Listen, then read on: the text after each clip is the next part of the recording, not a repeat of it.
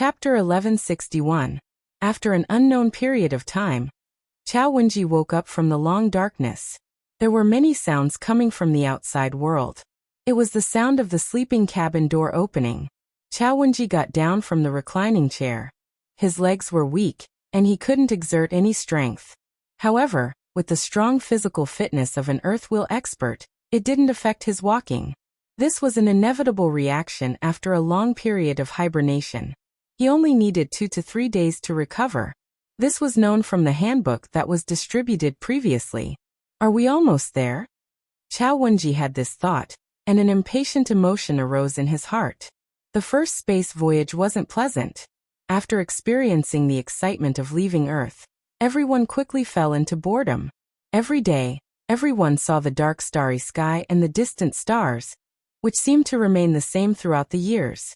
After 3 days, except for a small number of people, most of them entered hibernation and relied on the computerized intravenous infusion of nutrients to maintain their vital signs. The feeling of having their lives in the hands of others was equally terrible. Fortunately, such days were finally over.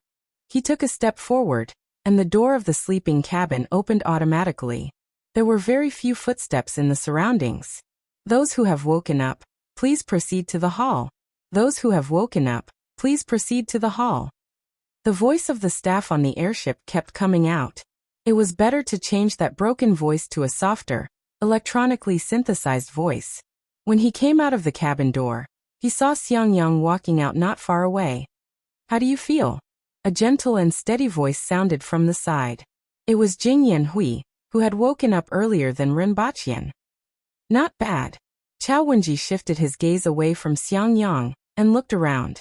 Besides Jing Yanhui, there were a few other people who had come out. They were all high-level earthwheel experts from the military. The stronger one was, the faster he would wake up. Those foreigners who relied on mechanical skeletons still needed some time to wake up. Furthermore, it would take a longer time for them to move freely. There were only a few people in the hall. Good morning, gentlemen. Would you like a cup of warm water? A lady asked after examining Chao Wenji's body. He was a robot. He looked no different from a human, and his movements weren't stiff at all. Okay. Chao Wenji knew that he needed a cup of water to restore some of his gastrointestinal function. He sat on the sofa and sipped the warm water. He could see the outside world through the projection on the surrounding walls. The boundless universe, an unfamiliar starry sky, and 2 blue-green planets in the distance. Not long after, the hall became lively. Among them, the earthwheel experts from China were naturally in the best condition, followed by those from the Japanese. Their familiarity with and knowledge of China's culture gave them an advantage in learning many martial arts techniques compared to people from other countries. As for the people from other countries, apart from a few Chinese and a few Caucasians, most of them were lucky to be able to walk. Good morning, ladies and gentlemen. Everyone had just woken up from hibernation, and they must have felt as if they had been given a new lease on life. Everyone can look at the projection on the wall. We have already arrived at the Horn Dragon Galaxy. Rejoice, gentlemen and ladies. We have taken the most important step for humanity. The era of space exploration will be opened by us. The one giving the speech was the vice captain, who was said to be in charge of political work in the army. Chao Wenji wasn't very interested in what he was talking about. He looked at the 2 planets on the projection with some anticipation. Although he was looking forward to improving his strength, he was only at the intermediate stage of the Earth wheel. He didn't have the same urgency as Jing Yanhui, who was always stuck at a bottleneck. He was also very interested in extraterrestrial planets. There was still half a month before they arrived at the 4-leaf grass planet. He didn't know who came up with the name. It was probably because the continents on the planet looked a little like 4-leaf clovers. During this half a month, everyone had to adjust their physical condition to the best to deal with the various dangers that might appear on the extraterrestrial planet. From the previous information, everyone already knew that the danger of ordinary life on this planet was only slightly greater than that of life on Earth. However, some individuals were extremely dangerous. Fortunately, they were landing on a continent without extraterrestrial civilization. At the very least, they didn't have to face the aliens at the beginning. They only had to face the dangers brought by wild beasts. 3 days later, Chao Wenji received the latest information on the extraterrestrial planet from the exploration spacecraft that had stopped here previously. Looking at the ravines on the ground caused by the battle between the two huge beasts and the completely destroyed forest, everyone had a further understanding of the power and danger of the opposite sex. 13 days later, in a palace on the four-leaf grass planet, a two-horned thunder barbarian, who was more than 5 meters tall, appeared hundreds of meters in the air in a flash, and looked into the distance with a deep gaze. After a few breaths, a female thunder barbarian stood beside him and asked, "King, what happened? It seems that something is coming." The tall thunder barbarian said in a deep voice. "What?" The female thunder barbarian was puzzled. The tall thunder barbarian sensed carefully. After a while he returned to the palace with some doubts and ordered, "Someone, go to the east to investigate. I feel that something is going in that direction." At the same time, some people also sensed something. However, they didn't know what happened. No one would have thought that an extraterrestrial visitor would come to this world just now. After a series of roars and violent tremors, the two spaceships landed on a huge plain more than 10 kilometers away from each other, scaring away countless birds and beasts. After the spaceship landed, a few small detection instruments protruded from one side to detect the environment of this planet. Then, 4 unmanned reconnaissance drones ejected from the spaceship to investigate the surrounding situation. As the information was gathered, Chao Wenji also received new information. The gravity was slightly higher than on Earth, and the oxygen content in the air was slightly higher. Apart from that, a few gases that did not exist on Earth were detected in the air, but they did not have much effect on the human body. In other words, humans could come into contact with the air of this world without any protection. The day of this world was 24 hours, and the night was 16 hours. When everyone arrived on this planet, it could only be considered noon. After 3 hours, the side door of the spaceship opened, and 2 exploration team members walked out of the enclosed cabin. After the 2 exploration team members entered the enclosed cabin, the connection between the enclosed cabin and the spaceship was closed. It was the first time that humans had set foot on an alien planet with life, so they could not be too cautious. 10 minutes later, the 2 of them returned. After an hour, another 5 people came out of the spaceship. Chao Wenji was one of them. From head to toe, the camouflage leather protective suit was actually made of synthetic materials. When attacked, it could reduce the cushioning effect. It also had excellent protection against sharp blades, and it also had a certain degree of resistance against hot and cold temperatures. The only drawback was that it was not very good for ventilation. This is the four-leaf grass planet. When Chao Wenji came out of the cabin, he could smell the fresh air. The fragrance of flowers, grass, and other smells were mixed in. It was far more comfortable than the air on Earth. He moved his hands and feet. The gravity was the same as what he knew before. It was slightly higher than Earth, about 1-2 times. It was not a burden to him. He turned his head and looked around. At the end of his vision was an endless plain. Large yellow flowers swayed in the wind. Countless yellow petals rose with the wind. Unknown bugs wandered in the air. Chao Wenji avoided a few bugs. No one knew if these bugs from the alien planet were harmful to humans. Perhaps ordinary substances to them could be a fatal threat to humans. All of this was recorded in the handbook, and everyone had memorized it from beginning to end. He turned his head and looked around. Like him, the others were observing the surroundings and familiarizing themselves with the environment. However, at this moment, Chao Wenji's eyes narrowed. He felt something moving underground. He didn't feel any danger. That thing wasn't coming for him. "Be careful, there's something underground," Chao Wenji shouted. Following his words, a white man not far away suddenly let out a scream. A creature that looked like a hairtail or an eel suddenly rushed out of the soil, bit off one of his legs, swung its tail, and drilled into the soil again. The soil below was like water to it. Chao Wenji's expression changed, and a knife appeared in his hand. "There's more underground. Go back," a man not far away shouted. This man was an expert from the military, and had the strength of an advanced earthwill expert.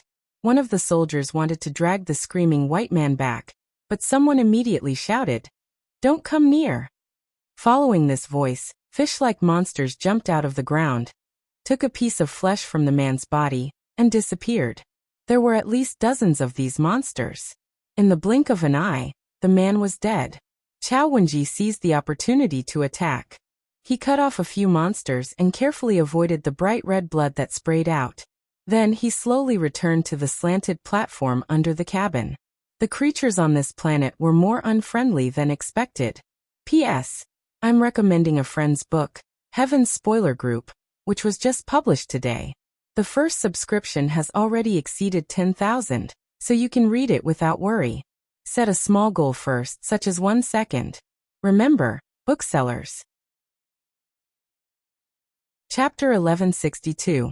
Over the next few months, humans slowly gained a foothold on this strange planet. Gaining a foothold referred to the establishment of a small outpost. The strange fish that Rinpoche saw the other day weren't considered powerful, and there weren't many of them either. However, they were very fast and had very sharp teeth. There were many small holes in the bushes in the areas where they were frequently seen. These holes were covered with mucus and were easy to spot and identify. As long as one paid attention to this, they would be able to avoid them. In fact, they rarely left the area where they were often active. Furthermore, with the use of vibration conductors, they could directly collapse their nest and the holes in the ground. Even if they could move in the mud, their speed would be greatly reduced. Previously, the spacecraft just happened to land on top of their nest, which led to the subsequent events. Fortunately, with the assistance of numerous technological equipment, humans finally built a small outpost in this area. It was a small village with dozens of model houses. The ground was paved with steel, and the surrounding area was surrounded by 3-meter-tall solid walls. It looked like concrete, but in fact, it was a type of expansion material.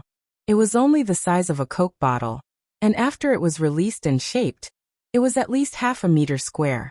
Its hardness wasn't lower than that of concrete, and it had better toughness and shock resistance.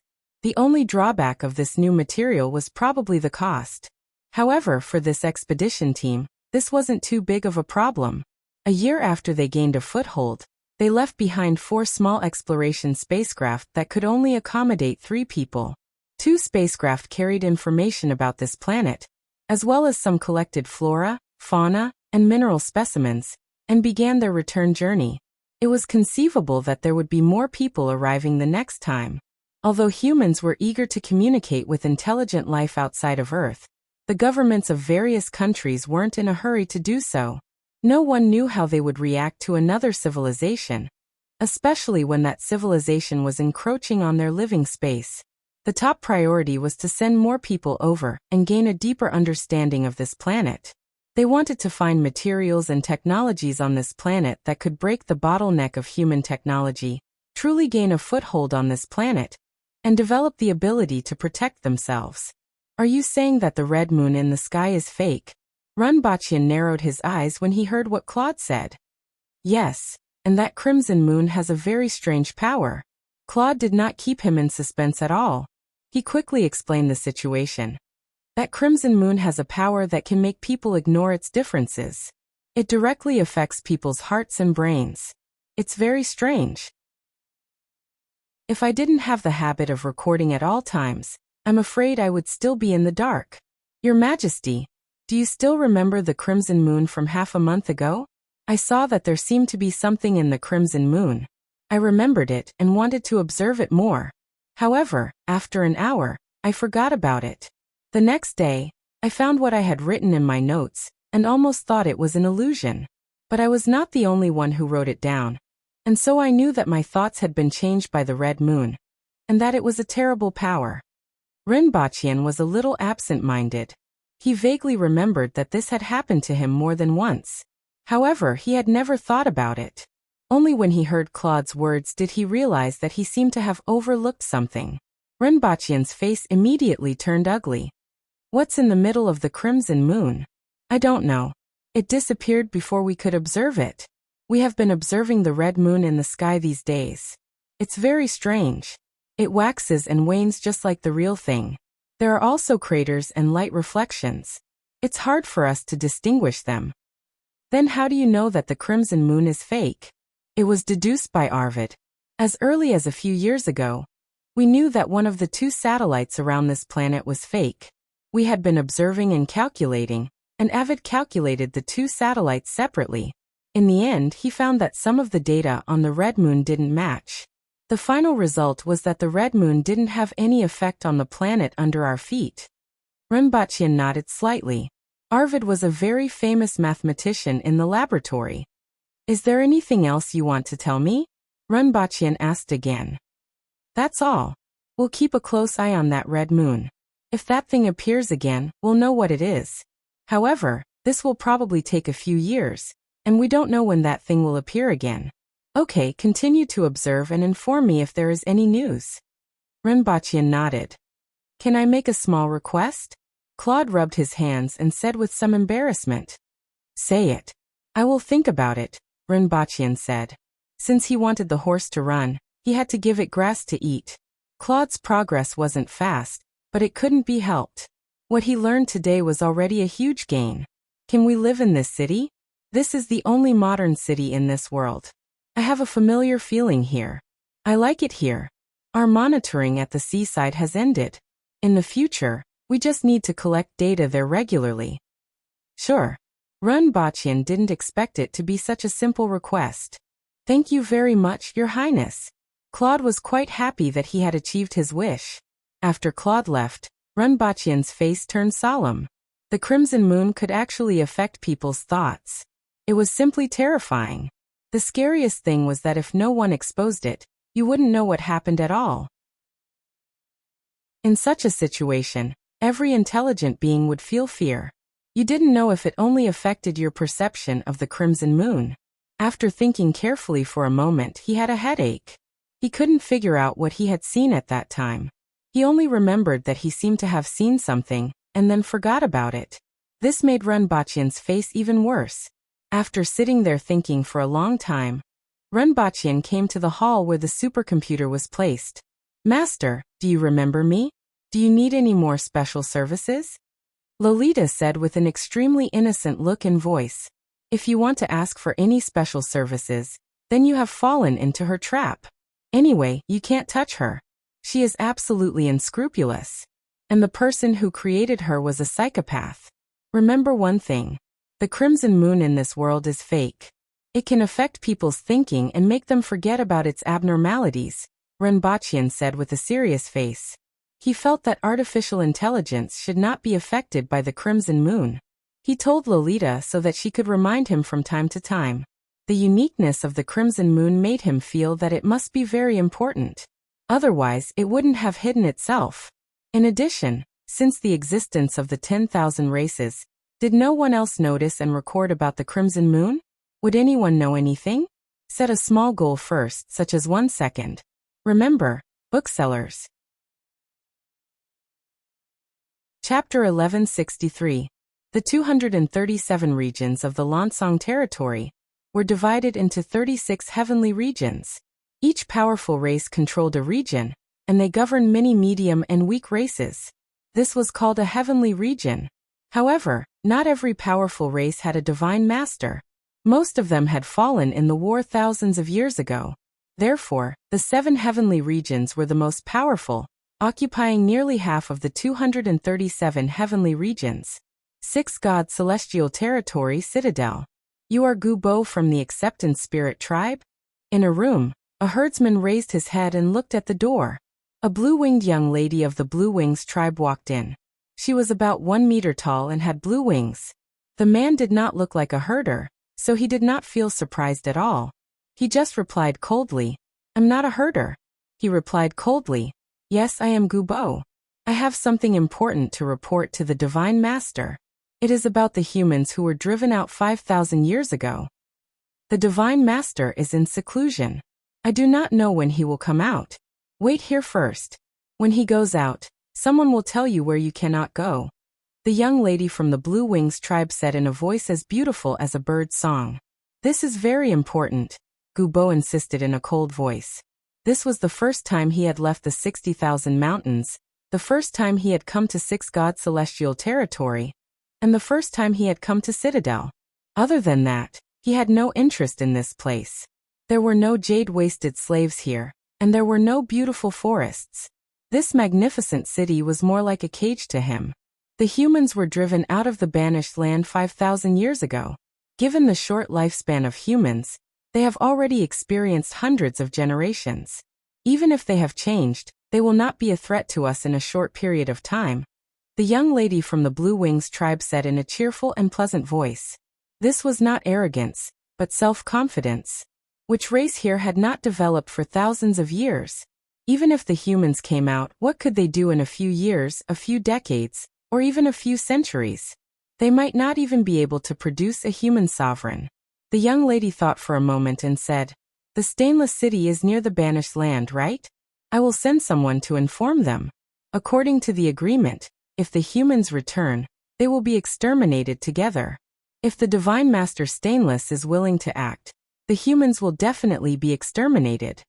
In her mind, the Divine Master Stainless would not act. She could just send some people to exterminate the humans. Gubo placed a hand on his chest and bowed. Since it has come to this, I will return to the ancestral land to take a look. Gubo was similarly unfamiliar with the Lansang territory. It took him a lot of time to come here after asking around. Since it was done, he couldn't wait to go to the ancestors' land. Then if you leave a little later, there will be a reward for you. The young lady of the Blue Wing clan flapped her wings and flew in the sky. She looked cheerful all the time. Seeing her, people of the Blue Wing clan felt that they should be like her, never sad and always happy. The Empress sat in a cave and was combing her hair in front of a silver mirror. The person in the mirror never changed.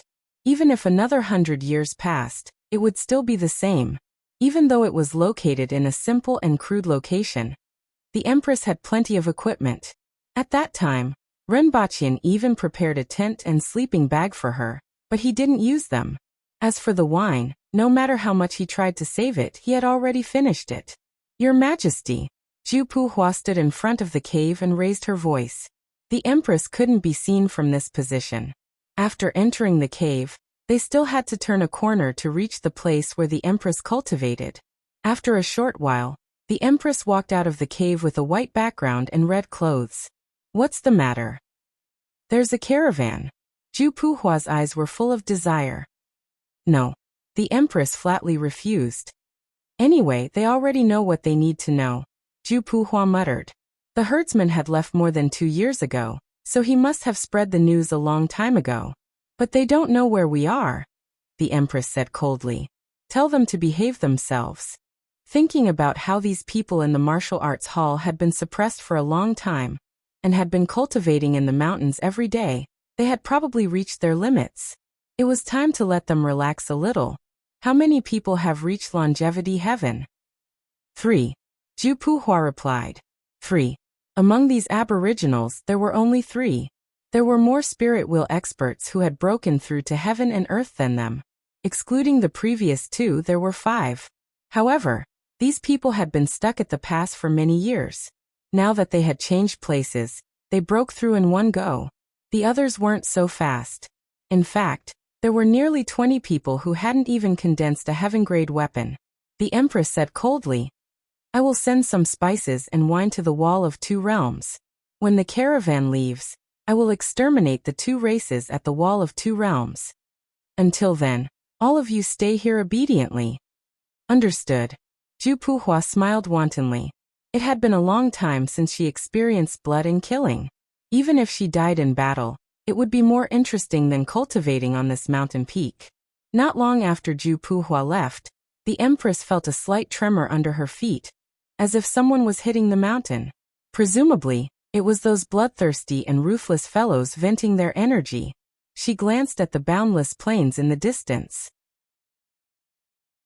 A large number of farmlands outside the mountains were cultivated by the Grey Thorns, but they basically didn't dare to enter the mountains. The Empress and the others had been here for nearly 2 years, but they didn't realize that there was such a group of fierce people nearby. In fact, these weak tribes posed little threat to the humans.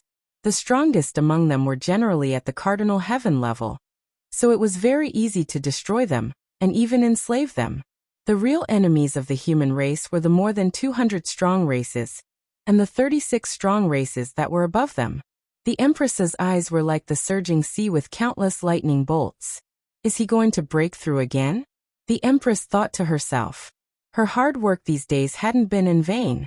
She smirked and returned to the cave to take out her communication device to watch a movie. Unfortunately, there's no dessert or wine. The Empress felt deeply regretful as she ate some fruit. Cultivation was indeed hard, unlike in the palace. Oh, is this the first batch of products? The shapes are too irregular, and the sizes are different. Wuxia expressed his dissatisfaction as he looked at the crystals in front of him. For the first batch, there are still some procedures that haven't been completed, especially during the final condensation. In addition, Your Highness, there are no standards yet. If we want to formulate uniform rules, we need to first formulate standards. Lloyd Adams said respectfully. How big are the crystals that you produce? Wuxia asked. We can produce all the crystals that you see now, and they can also be used as standard sizes. Set the crystals into 5 grades. The lowest grade is grade 5, which is 4 centimeters long, 1 centimeter wide, and 1 centimeter thick. The 4th grade is 6 centimeters long, 1.5 centimeters wide, and 1.5 centimeters thick. The 3rd grade is 9 centimeters long, the 4th grade is 13.5 centimeters long, and the 5th grade is 20.75 centimeters long. The thickness of the crystal should be proportionally increased, Wuxia said after combining the feeling of using the crystals previously.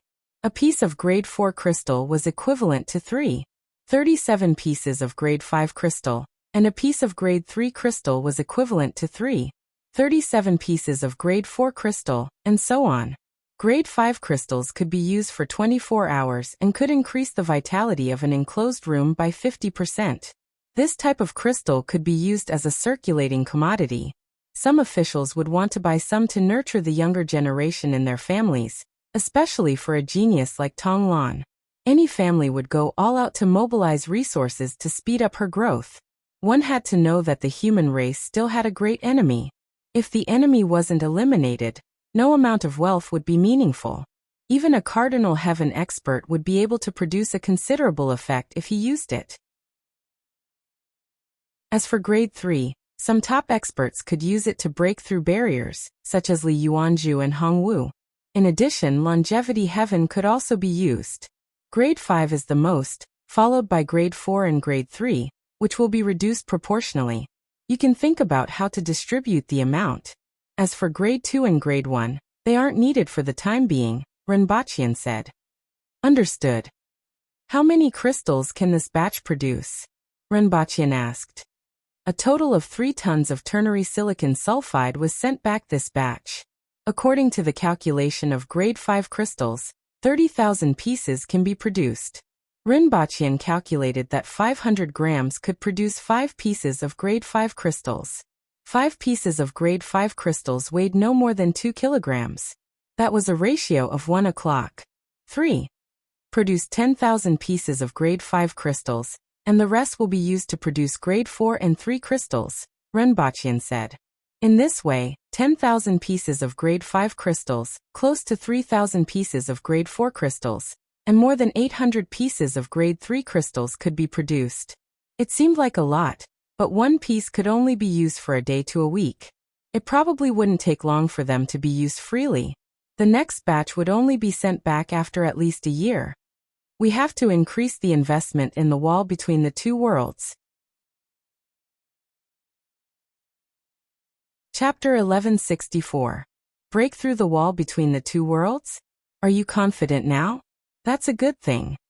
Wuxia heard the Empress's voice coming from the radio station. Although there hadn't been any conflict with the 2 foreign tribes at the border yet, the supply of the Empress and the others had been cut off, and they were completely self-sufficient. If they could break through the wall, the supplies of the Empress and the others could be transported by the winged cavalry. Furthermore, some of the troops could be stationed outside the wall, and make use of the abundant vitality from the outside world to train. Of course, there was also a lot of danger, especially since they didn't know the plans of the foreign tribes. Destroying the 2 foreign tribes could easily alarm them. It was difficult to even investigate the situation because they were of different races. Wildflowers. Where did they come from? I'm too busy with work every day. Renbachian's expression suddenly changed. Addicted to brothels? Who said that? I won't beat him to death. What silencing? Ah, what a joke. Come back and take a look if you don't believe me. Well, that's right. I'm now an expert at the Earth embryo realm, and am only one step away from becoming a spirit will expert. No matter how big this step is, it's just one step.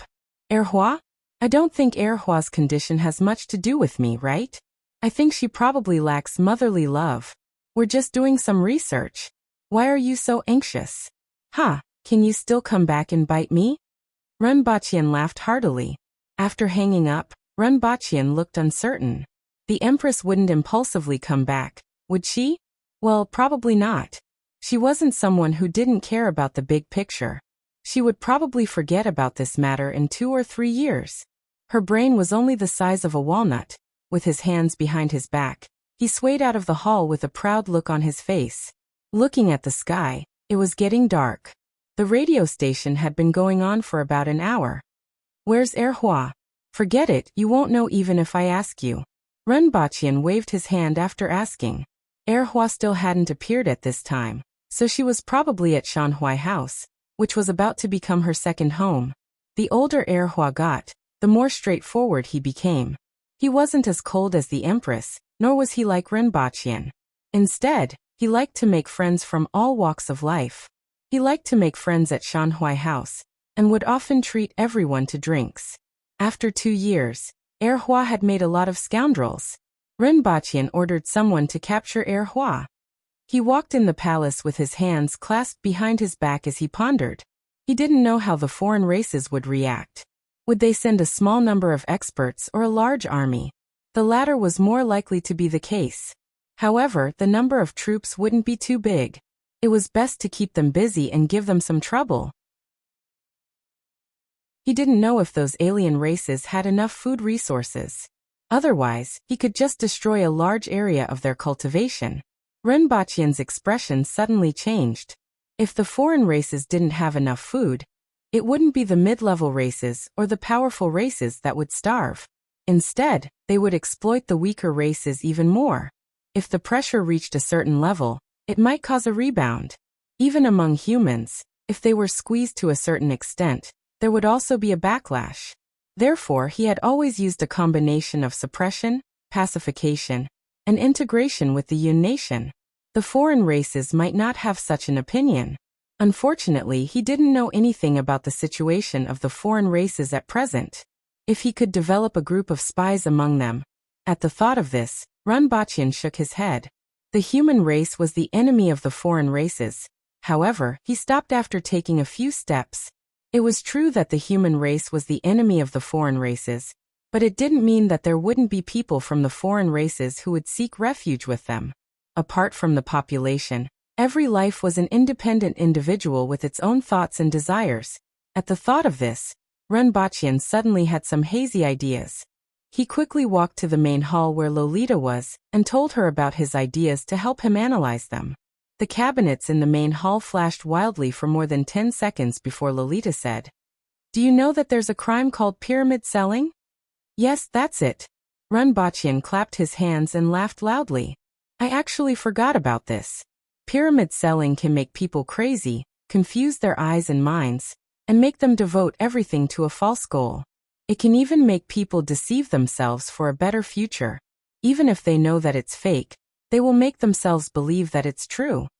Lolita described the effects of pyramid selling to Renbachian. "Yes, that's it." Renbachian's mind suddenly became clear. He had used this trick in the past and deliberately threw a monk into Tianjin Basin. It had been 14 or 15 years since then, and Buddhism had developed rapidly in Tianjin Basin. It had to be said that it had played a significant role in stabilizing Tianjin Basin. If they were to combine the ideas of MLM and Buddhism, and then spread it to the weaker races, they were originally at the bottom of many races and couldn't see a future after being bullied. As long as there weren't experts at the level of the human emperor, this would always be the case. If he gave them hope, the more he thought about it, the more excited he got. Unfortunately, his previous line of thought had been limited by the fact that the human race and the foreign races couldn't coexist. He had forgotten that the foreign races weren't monolithic, but were divided into strong, medium, and weak races. Each of them had different desires. Even if they were of the same rank, their desires were completely different. Fortunately, it's not too late. Although the longer it takes, the greater the effect. No one knows how long it will take for the foreign races to react. Even if it's a short period of time, we can at least develop some informants, obtain some information about the foreign races, and even cause some destruction. Come. Renbaqian shouted as he went out. Your Highness, send word to Tianjing Basin that Xingrua is coming to see me. Let him bring a few disciples with outstanding eloquence, Renbaqian said. Your Highness, huh? Who's Xingrua? A monk. He should be quite famous in Tianjing Basin. As long as you pass on my orders, someone will naturally be able to do it, Renbaqian replied. In addition, go and ask the laboratory how many of those foreign races are still alive. It's best if they're a little younger but not too young, Renbaqian instructed. After the guards left, Renbaqian walked around the courtyard a few times and waited for the little monk Xingrua to come. Considering his age, he should be a monk by now. Renbaqian needed to combine the ideas of Buddhism with pyramid selling and ask him to brainwash the foreign races. He wasn't sure if Xingrua would agree. No matter what, he had to agree even if he didn't agree. In any case, Renbaqian was still the Arhat that Xingrua mentioned, and he hoped that Xingrua wouldn't be too stubborn. After thinking for a while, Renbaqian instructed another guard. Go to the rearguard commandery and ask them to report on the development of Buddhism in Tianjing Basin over the past few years. Find out who the important figures are, including Xingrua's style of doing things, their hobbies, and their social relations. In addition, inform righteous sect leader Lin Dong to make a trip to the capital. Renbaqian suddenly remembered that Lin Dong was also an expert in dealing with evil cults. This was his job after all. He was prepared to use both orthodox and evil cults together with pyramid selling. As for whether this Pandora's box would cause any future trouble, that would be discussed later. No matter what, it wasn't as important as dealing with the foreign races. First, set a small goal, for example 1 second. Chapter 1165. Class dismissed. Today's homework is this formula. Hand it in 3 days. I don't want to see anyone copy the wrong name again. Qing Lian put away the book on the podium and left the classroom with it in her arms. What are you so proud of? A group of teenagers curled their lips and looked at the formula projected on the wall in front of them. They screamed hysterically and scratched their heads. Ah, this damned great Xia woman. Ah, the wailing of a defeated dog is really pleasant to listen to. Qing Lian maintained an elegant smile as she walked around the campus. I like to see your helpless faces when you want to kill me. The questions this time are still too easy, but we have to do it step by step to prevent them from complaining. We can use more difficult questions next time. She turned the corner and saw a delicate girl in a fluttering white dress. You're actually still alive. The corners of Tong Lan's mouth twitched when she saw Qing Lian, and she gave a spurious smile. You actually haven't graduated yet? After Qing Lian said this, she saw that Tong Lan's expression had completely frozen. I hope I can give you a graduation certificate one day. Qing Lian pursed her lips and smiled as she walked past Tong Lan. Tong Lan let out a series of hysterical screams after Qing Lian had left for a long time. You can't beat her in a verbal battle. Shurgan, who had been maintaining a calm expression, finally spoke. You can't beat her either. Shurgan continued to stab her.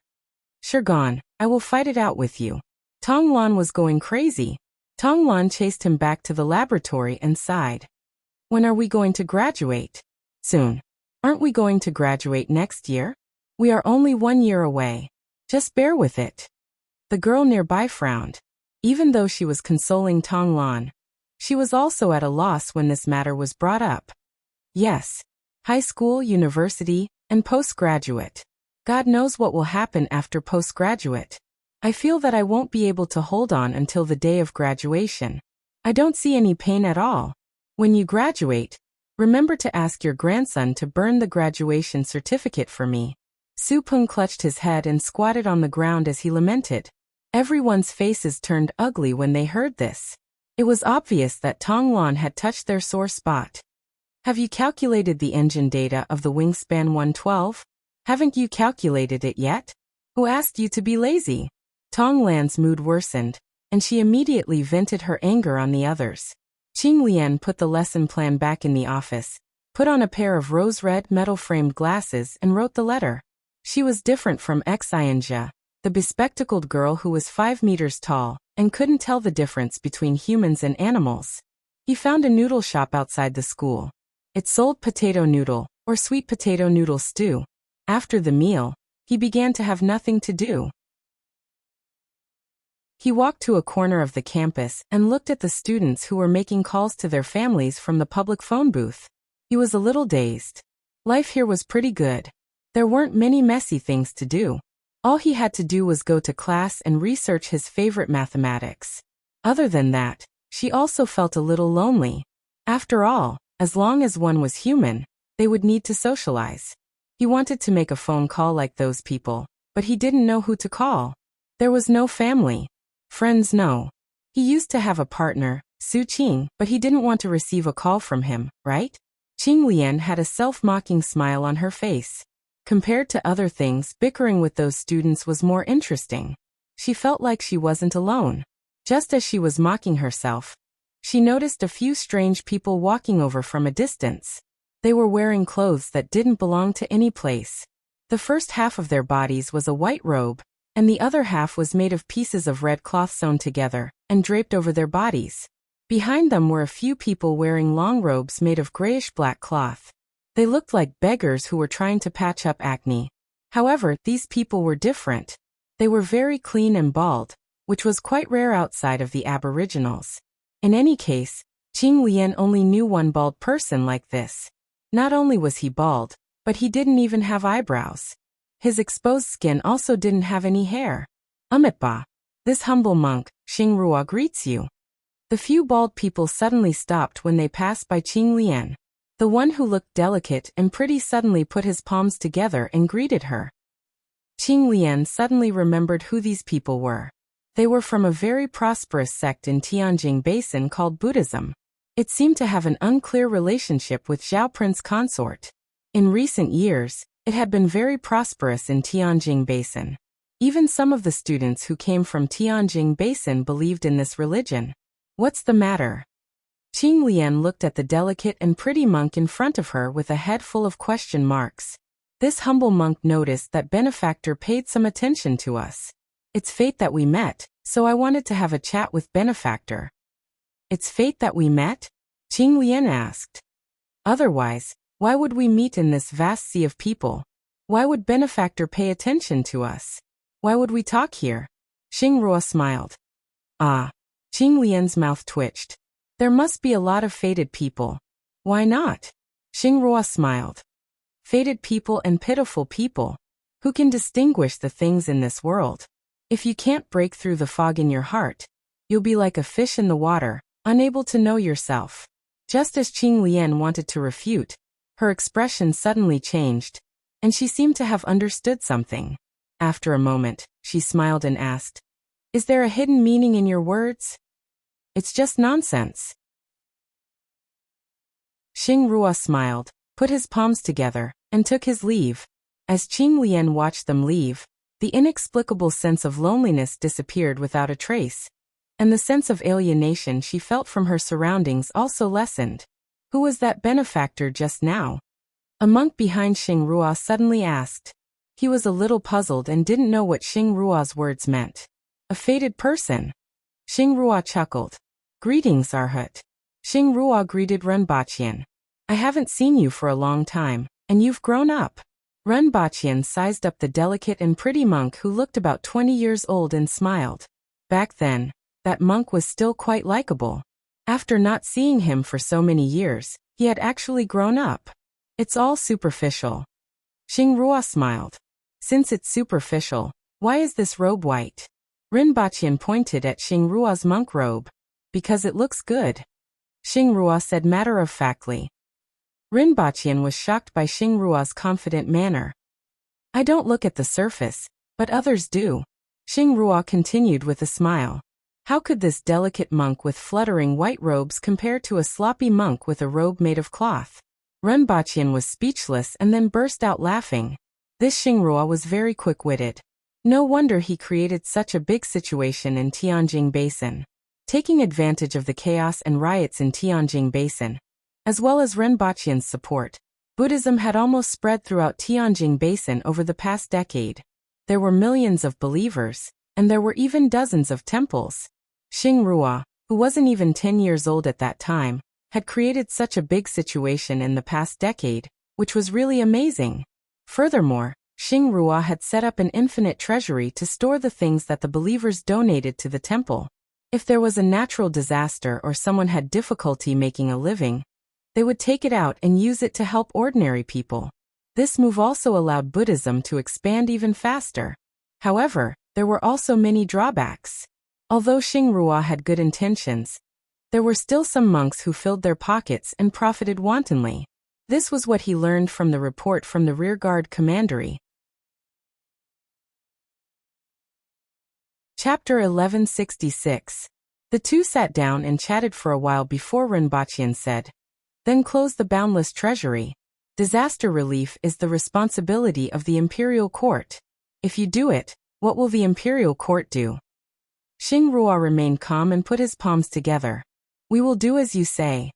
Rinpoche nodded slightly and was satisfied with his attitude. Although this concerned the image of the imperial court, Rinpoche had good intentions. It was fine now, but in a few years, when the good and bad in Buddhism were mixed, the boundless treasury would be criticized. "What do you think about races other than humans?" Rinpoche asked. "All living things are equal. What if their goal is to destroy the human race?" Xingrua raised his eyebrows and revealed a beautiful smile. "Arhat, we'll look at it however you say." "Slippery." Rinpoche shook his head. Wasn't Xingrua a little crooked? However, this little monk didn't seem to be very serious. "You are the Arhat, and I am a monk. How can we measure?" Xingrua chuckled. Upon hearing this, Rinpoche somewhat understood what he meant. In this world, besides the human race, there are thousands of other races that are similar to humans. They are all intelligent beings and have their own thoughts. However, they are enemies of the human race, Rinpoche said slowly. "Amitabha, there is no liberation from all karma." Xingrua chanted, "I won't tell you about many things. I came here this time because I want you to preach to them. However, it's not Zen." "Please speak." Xingrua bowed slightly. "Ajati Void Hometown," Rinpoche said. "So it's the Ajati matriarch." Xingrua's expression changed slightly as he sighed. The Ajati matriarch, Void Hometown, came from the school of White Lotus, which came from the Pure Land sect. It was a mixture of many other sects and was divided into hundreds of small and large sections. It was very inclusive and could accommodate all kinds of systems. The teachings were simple, easy to practice, and easy to spread. The simple teachings meant that they were easy to understand and remember. The easy to practice meant that it could be spread widely. This was also the reason why Rinpoche chose it. "You actually know about the Ajati matriarch." Rinpoche was slightly surprised as Xingrua was less than 10 years old when he came. "I've heard my master talk about it." "That's good to hear." Rinpoche nodded. "I hope to use the framework of the White Lotus School, with the Ajati matriarch and the Void Hometown as the foundation, and integrate the religion and ancestor worship of the foreign races. Every god of the foreign races must be integrated into it, either as the incarnation of the Ajati matriarch, or as the god sent by her." Xingrua lowered his head and pondered for a long time. He then sighed in his heart and said, "Arhat has misled me." Rinpoche laughed and said, "If you can use this opportunity to clean the bright mirror, how can you say that I have wronged you? Maybe it's to help you." Both of them had their reasons for saying that. If Xingrua did as Rinpoche said, he would start to talk nonsense and have delusions of grandeur. His mind would not be clear, and it would be difficult for him to be cautious in the future. What Rinpoche meant was that if he took this opportunity to mix his thoughts with the various contents of the White Lotus Society, it would naturally be difficult for him to be careful. However, if he could clean his heart and rebuild it, he would be able to surpass his previous self.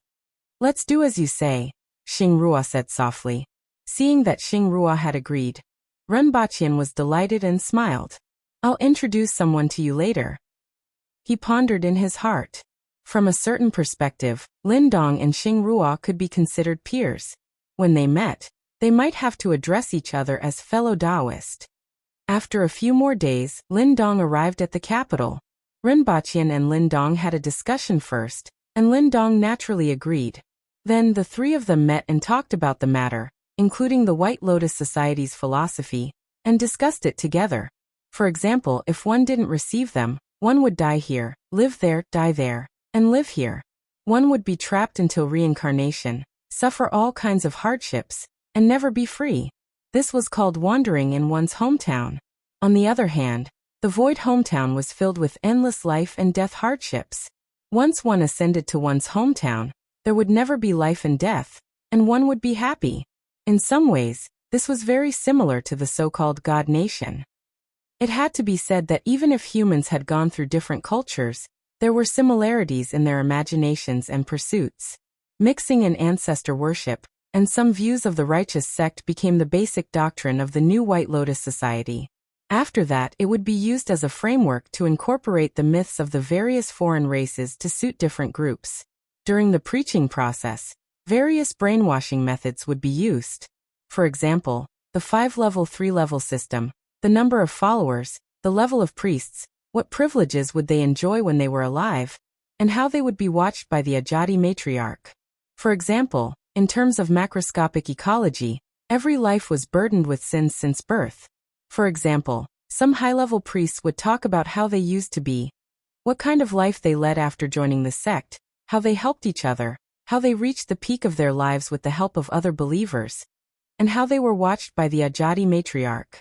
They could enjoy a better life when they were alive and directly enter the void hometown after death. They also had to forcibly associate the myths of the various races with the Ajati matriarch. These had to be done every day. And finally, a lie told 10,000 times would become the truth. In addition, not everyone could join the sect. Only those who were fated could join. As for what was considered fated, it would depend on the situation. Amitabha. Listening to Rinpoche and Lindong talk about various things about the White Lotus Society and their preaching methods, Xingrua lowered his head and kept chanting the name of Buddha. He felt that his soul had been polluted, and it was as if he saw the 18 levels of hell waving at him. On the contrary, Lindong had been discussing with Rinpoche in high spirits. For the first time, he realized that Zhao Prince Consort was also good at setting up sections. Especially those so-called multi-level marketing methods. It was an eye-opener for him at the same time. It also enlightened him. Some of the theories of the White Lotus Society also allowed him to discover some shortcomings of Zhengtian's sect. As long as he was given some time in the future, he would be able to make Zhengtian's sect 10 times more prosperous. Listening to your Highness's words is better than reading 10,000 books. Lindong was overjoyed. Don't think too much. This is a last resort. Rinpoche saw Lindong's devotion and joy and felt that this guy would be dangerous in the future. In the future, he had to strictly control Zhengtian's sect and prevent it from spreading to Dayo.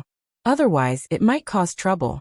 After a few days, Rinpoche and Lindong settled on the teachings and other aspects.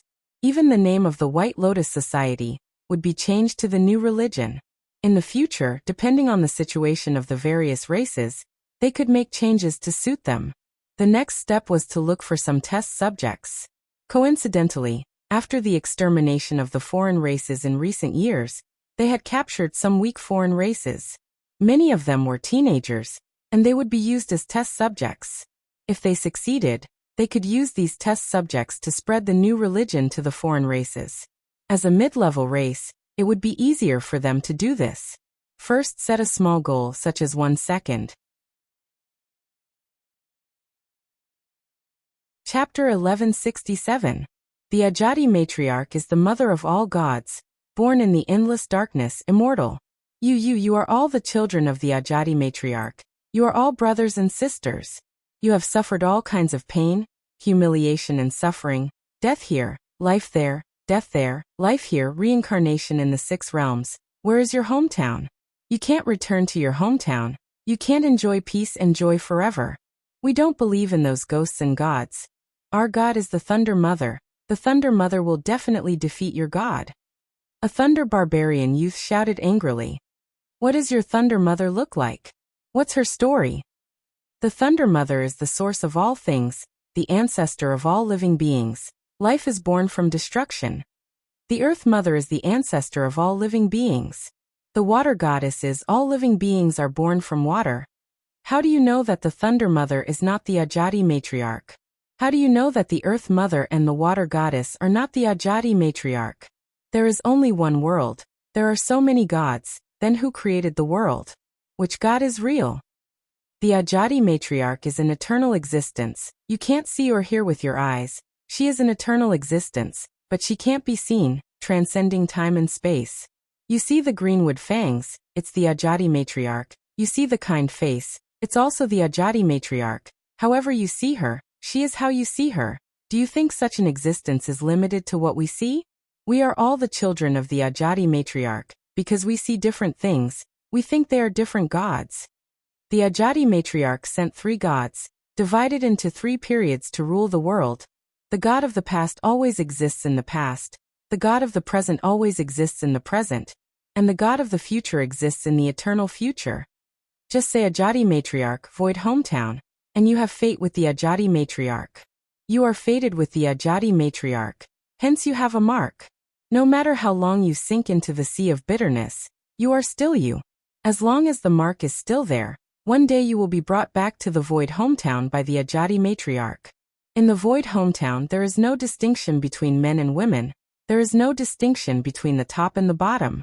If there is a man and a woman, then there is a difference between a man and a woman. If there is a difference between a man and a woman, then there is a difference between a man and a woman. We have the same identity. We are the children of the Ajati matriarch.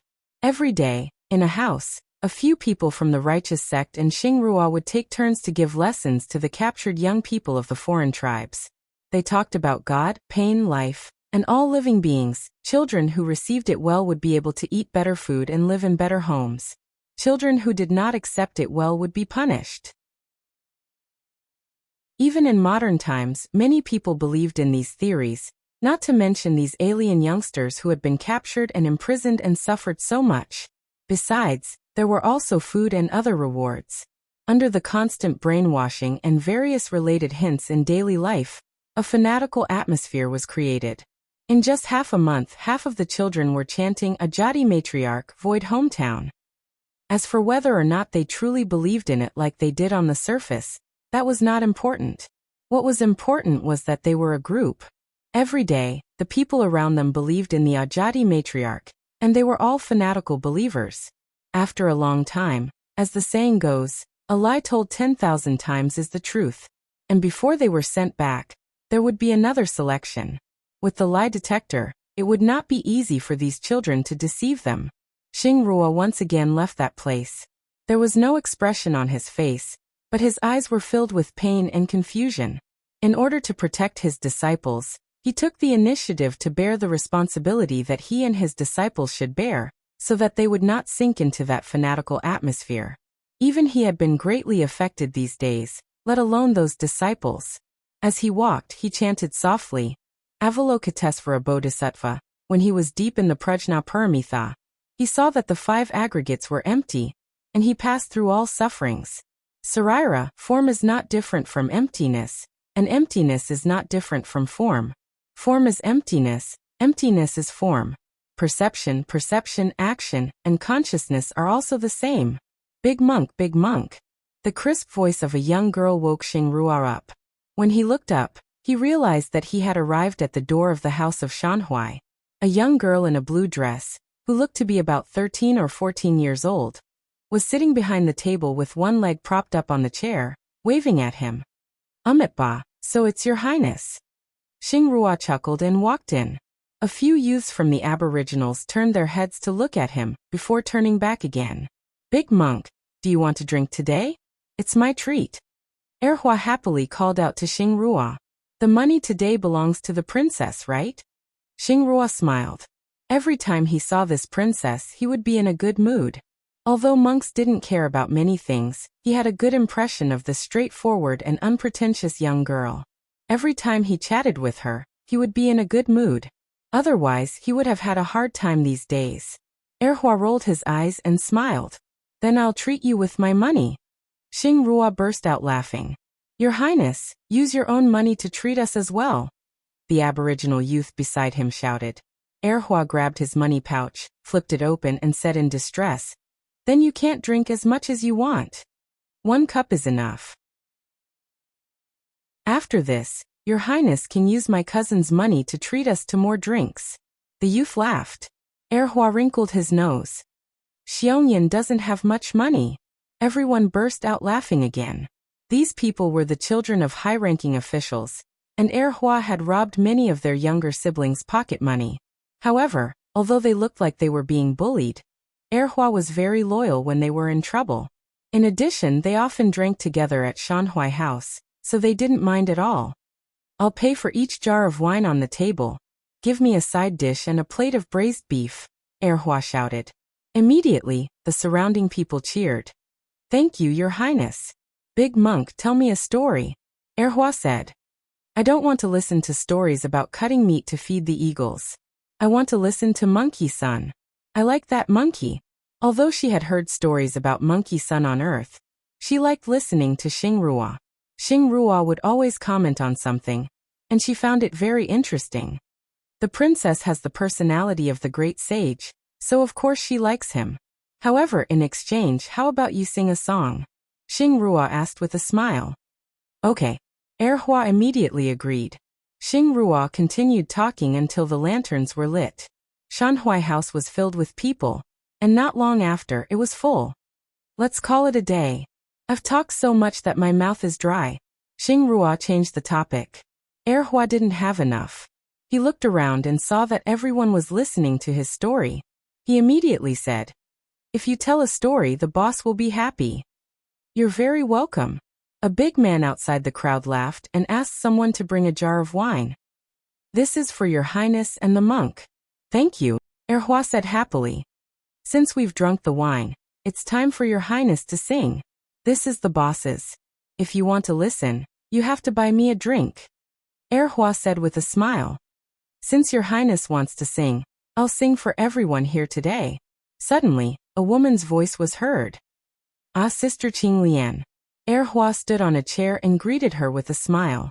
A moment later, people outside the Shanhui House could hear hands tapping on the table, and a young girl's clear voice could be heard. Looking down at the blue dragon moving, looking down at the lonely mountain, looking down at the world's peace song, I bend my body to the sky. Holding the white jade brush, please write about my true nature. I have a jar of old wine for you. P.S. Yi Xiaoyan's song of inviting wine to appear. It was a song that he liked. It was very grand. Chapter 1168. Send these 7 children to the border between the 2 worlds. You will also be responsible for the rest. First, establish a foothold, and then expand into the surrounding areas. What you have to do is to investigate the customs and appearance of the foreign races, especially the movements of the experts, and when they will attack us. This is the most important thing. Secondly, expand as much as possible under the premise of self-preservation. In addition, don't forget to do your daily homework along the way. We don't have enough time here. However, we still need to spend half a year on the road. Make sure they are completely brainwashed, and don't have the slightest inclination to escape. If they have that inclination, kill them immediately. Compared to the foreign races, we are too weak. Any small disturbance will cause us to suffer heavy losses. If the foreign races attack us with all their might, we can only face destruction. Remember, you can't afford to take the risk, let alone the human race, Ren Baqian said as he sat in the seat of honor. Don't worry, Your Highness. I will go with you this time. Lin Dong cupped his hands. Thank you. Runbachian said in a deep voice. In addition, you can command remotely. If you can find a suitable disguise, you might as well explore the territory of the foreign races. Runbachian looked solemn. This matter was of great importance. Time was too short. The human race had too little time to develop and prepare. If the foreign races attacked with all their might now, he would have no choice but to escape with the Empress and heir Hua. Until they developed their own spaceship technology, the human race would be able to attack and defend. As for the rest, it would depend on whether the experts of the human race could withstand the experts of the foreign races. As long as they could contend with the upper ranks of the foreign races, it would be easier to deal with the middle and lower ranks. No matter how many ordinary troops there were, it was just a matter of one nuclear bomb. If one wasn't enough, then another would be used. This time, Lin Dong personally led a few experts of the righteous sect and 7 completely brainwashed foreign race teenagers to the Lansong territory to develop a group of disciples among the foreign races. In addition to setting up spies, he also wanted to find an opportunity to slow down the foreign races. The next day, Runbachian brought Lin Dong and the others to the airport outside the capital. What's this? Lin Dong looked at the plane in front of him. It looks different from those tractors and trucks. It's much bigger and looks like a bird. Take this plane, Runbachian said with a smile. If we take this now, we can reach Clear Valley. It's 3,000 miles deeper than Wuxia City. We can save half a year. Fly over? How? No wonder Your Highness said that the journey would take half a year. I originally thought that it would take at least a year.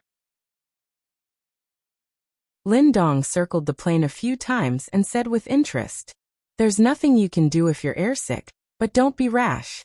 We're in the sky, Runbachian reminded as he suddenly recalled something. Over the past 2 years, there had been more than one case where some idiot got airsick and smashed a hole in the fuselage to get some air. One of them directly caused the plane to crash into one of the 60,000 mountains. Only a few people managed to escape from the crash. However, the reason why the plane had failed to land was probably because those people had escaped. Before the plane had even landed, it had been hit by the people who were running for their lives. The plane had almost fallen apart. That's right, all planes were equipped with landing hills. If they encountered any problems, they could just parachute and escape. However, some people escaped too quickly. They tore the plane apart and escaped. Fortunately, planes were mainly used to transport cargo, so there weren't many casualties. Unfortunately, all the cargo on that plane was buried in the sea of fire. Lin Dong happily boarded the plane with anticipation. The noise of the plane taking off finally made him understand where the loud noise he occasionally heard in the capital these days came from. One shouldn't expect Dayo's planes to be very comfortable. With the loud noise and extreme flight experience, taking a plane wasn't as relaxing as riding a roller coaster. As soon as the plane took off, the 7 foreign youths and a few experts from the righteous sect looked at the ground outside the window, which was getting smaller and smaller.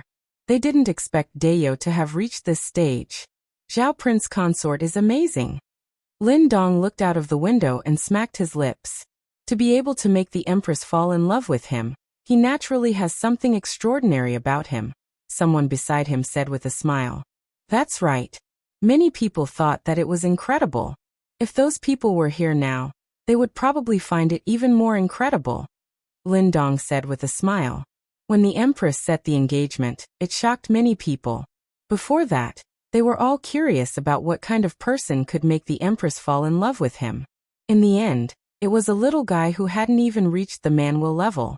Looking back now, everyone's thoughts at that time were indeed quite funny. However, very soon, no one paid attention to Lin Dong's sigh. Their faces were pale, and their hands were tightly gripping the handles to resist the violent turbulence of the plane's ascent. Let me tell you, all of you sit down obediently. We are in the sky. Lin Dong repeated what Runbachian had just said to everyone. I know. Even if we die, we will die here. Su Jiaojiao, who was holding Lin Dong's left and right hands, was pale. Stop talking about dying. It's still too early to die. I still want to see what the god of the foreign races looks like.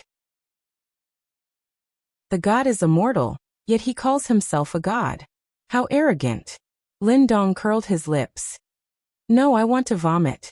A foreign youth suddenly shouted. Ugh. Oh gulp. Alright, I swallowed it. Ugh. At this moment, everyone was holding the bags in front of them and vomiting.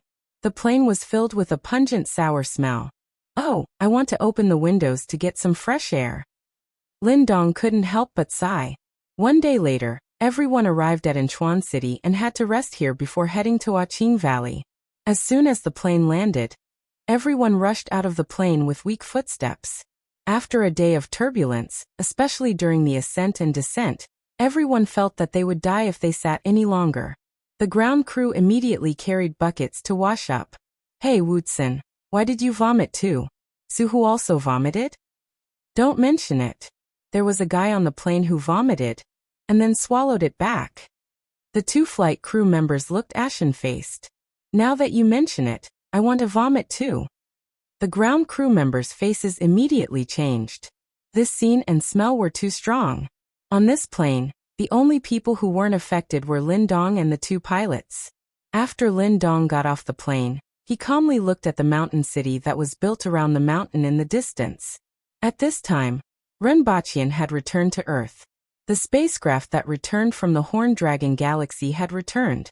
In addition to bringing back a large number of animal and plant mineral samples from the Horn Dragon Galaxy, it also brought back some specific parameters of the two galaxies. For example, the time difference between the two worlds that Renbachian had always been concerned about. Chapter 1169. I heard that the Easterners used to be rather thin and weak, but now they have all become strong and healthy. Look at the leader. He looks fierce and strong, but I think I'm fiercer. Will, what do you think? A white man was running on the field. When he saw the people in front of him, he flexed his arms to bulge his muscles. Shut your beak, Johnny, if you don't want to die. The big guy beside him suddenly changed his expression and stopped him. Why are you so timid? Alright, I admit that those Easterners are indeed quite good at fighting. However, this is the International Space Center. Although we are in their territory, they won't do anything to you. You are too timid. The big guy called Johnny spread his hands, and was very dissatisfied with his companion's cautiousness. Besides, I also said that he's very strong, but I think I'm stronger. Damn it. I'll say it again. Shut your beak, and others won't do anything to you. That person is different. Will was about to go crazy. It wasn't a big deal to be arrogant, but shouldn't he have some foresight? Oh, do you know him? Nonsense. I really wonder if your brain is full of dog sh*t. Will said angrily. He then lowered his voice and said, Gotham City, the disaster that happened more than a decade ago. Johnny thought for a while and then came to a realization. The devil from the east? When I was watching that video, I kept paying attention to that chick in red. She's really charming. Fuck. Will cursed. He finally understood what it meant to be afraid of a pig-like teammate instead of a godlike opponent. Is that so? I also think that she's very charming. A magnetic man's voice came from the side. Will turned his head and saw a bald man with no eyebrows and no hair. Under the sunlight, the man's bald head reflected light like metal. You have good taste. Renbachian smiled very kindly. You are really enviable, lucky brother. Johnny was stunned when he saw Renbachian. He didn't expect Renbachian to hear him from so far away. He then praised him. His words were full of envy. The other party's reaction and words were somewhat unexpected. Renbachian was prepared to stuff him into the ground, so that he wouldn't have to look at women for the rest of his life. However, he changed his mind. Although that's the truth, don't talk about someone else's wife behind their back, especially when the other party can casually plant you like a sunflower. Renbachian said lightly and drifted away. It wasn't until Renbachian and the others were far away that Will felt as if he had been granted amnesty. His clothes were drenched in sweat. He yelled at Johnny, You bastard, stay away from me in the future. Renbachian didn't come here only for the return of the spacecraft. Although this matter was very important to everyone on Earth. However, Renbachian already knew what he wanted to know. The time difference between the Horn Dragon Galaxy and Earth was 7 to 9. This meant that 7 hours in the Horn Dragon Galaxy would be 9 hours on Earth. The time difference between Dayo and Earth was far from that huge. As for passing through the nodes of the curve, it did not take much time. At most, it would take no more than 3 days. This number made many people excited. As for the specimens brought back by the spaceship, he was only interested in the research results. He only wanted to know what the specimens could bring, not what they were. Half a day later, Runbachian looked at the equipment that was half the size of a room, frowned and asked, "Can this thing be smaller?" "Maybe in the future, but it can't be done now. This thing requires a large amount of positive and negative charges to be injected into an area in a short period of time to achieve a certain potential difference between the upper and lower layers of the cumulonimbus cloud. This is the so-called thunderstorm." A bespectacled middle-aged man shrugged. Runbachian pondered for a moment and looked at the image displayed on the screen beside him. 3 tornadoes that looked like earth dragons connected the sky and the earth, sweeping everything between heaven and earth. He couldn't help but be tempted. What if there are no cumulonimbus clouds? Can it be artificially created? Can it be used on the ground? In theory, it can be done, but it requires more energy, more power, and more accurate charge injection. It will take at least a few years to conduct various tests. If the progress is slow, I'm afraid it will take more than 10 years. How long can the created tornadoes last? Probably from 10 minutes to 30 to 40 minutes, depending on the specific environment and weather conditions. Runbachian thought about it and was still tempted. Someone will talk to you later. Runbachian was quite optimistic about this weather weapon. Even if it couldn't do anything to the experts of the foreign races, it could sweep through the rear of the foreign races, whether it was the grain transport team, the fertile soil for planting, or even the granary. With the speed of the tornadoes, they could sweep through an area in 30 to 40 minutes. Moreover, the other party wouldn't have thought that the power of heaven and earth was actually artificially created. "Where's Professor Arvid?" Runbachian turned around and looked for him. "I want to see your system." A moment later, Runbachian, led by another team, saw 3 sets of equipment being assembled on the spacecraft. To be precise, there were 3 sets of laser cannons. More than a decade ago, Runbachian had seen this thing in the United States and its power. After more than a decade of development, the application of nuclear energy on Earth had become more mature and had shrunk a lot. The same was true for the laser cannons. This time, they were installed on the spacecraft and didn't need to be launched from the ground to the satellite and then bounce back. The caliber was also much larger at 15 centimeters. Previously, due to the problem of the reflection angle, the duration of each attack was extremely short. Now it could last up to 3 seconds and continuously output a laser beam. With this size and performance, Runbachian could reluctantly accept it. However, in his opinion, it would be best if they could shrink to a size of 1 meter while maintaining their power. That way, there would be hope for them to become individual weapons. These 2 sets of equipment were installed on the spacecraft. This time, the spacecraft was heading to the Triangulum Galaxy again for an extremely important mission, which was to try to contact and communicate with the Thunder Barbarians. These 2 sets of equipment were the fists that Earth had displayed in this aspect. If the communication didn't go well, depending on the situation, they would decide whether to use force to deter them. Runbachian was happy to see this happen. He wanted to see how these weapons would perform in actual combat. If the 2 sides could really communicate, it would be a good thing. Runbachian would be able to find out some information about the foreign races, and might even be able to learn some clues about the Thunder Barbarians on Zhixiao planet. For example, why were they there? Runbachian even had the idea of going there personally to observe. In any case, he spent most of his time in Dayo, and the duration of space travel wasn't too much of a problem for him. However, after thinking about the risks, Runbachian dispelled this idea. No one knew if their shuttle would be affected when they were near the curve nodes. This was the universe, and communication between 2 places couldn't even be done now. If there was even the slightest impact while he was shuttling, it might cause the most tragic consequences. It was better to stay on Earth. Chapter 1170. Are you going to make a move tonight? Runbachian heard the news as soon as he returned to Dayo. The caravan has already left, and will come again in at least a year. This is the time to make a move. These foreign tribes can't be allowed to stay any longer. The Empress replied from the other end of the radio station. Renbaqian was silent for a while before saying, "Be careful." Ha! He couldn't tell what was in the Empress's laughter, but he felt that it was more of a sneer. The Empress's next words confirmed his suspicions. "You asked me to bite you when I return. I remember that." Renbaqian thought for a while before recalling what he had said a few days ago. "Come back and bite me if you dare." He laughed dryly and said, "I was just joking. You don't have to be so serious, right?" The Empress smiled coldly and said, "An emperor doesn't joke. You are the regent, so you naturally have to keep your words." Renbaqian was a little embarrassed and asked, "Can I bite your D***CK?" The Empress's face turned green and immediately hung up. Ignoring the strange expressions of the people around her, she looked at the tribe in the distance, which was still lit up, and coldly ordered, "Do it."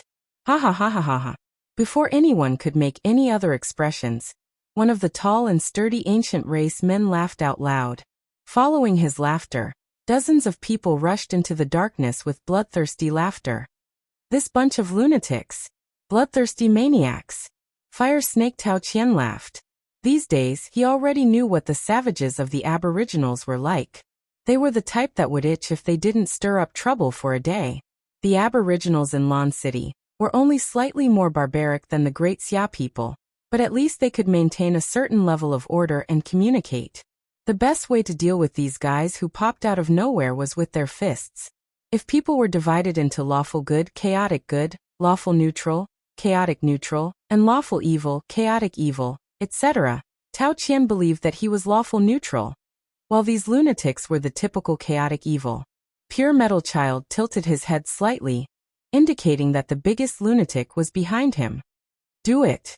Su Gongso, who was using the sun and moon in the palm, shouted.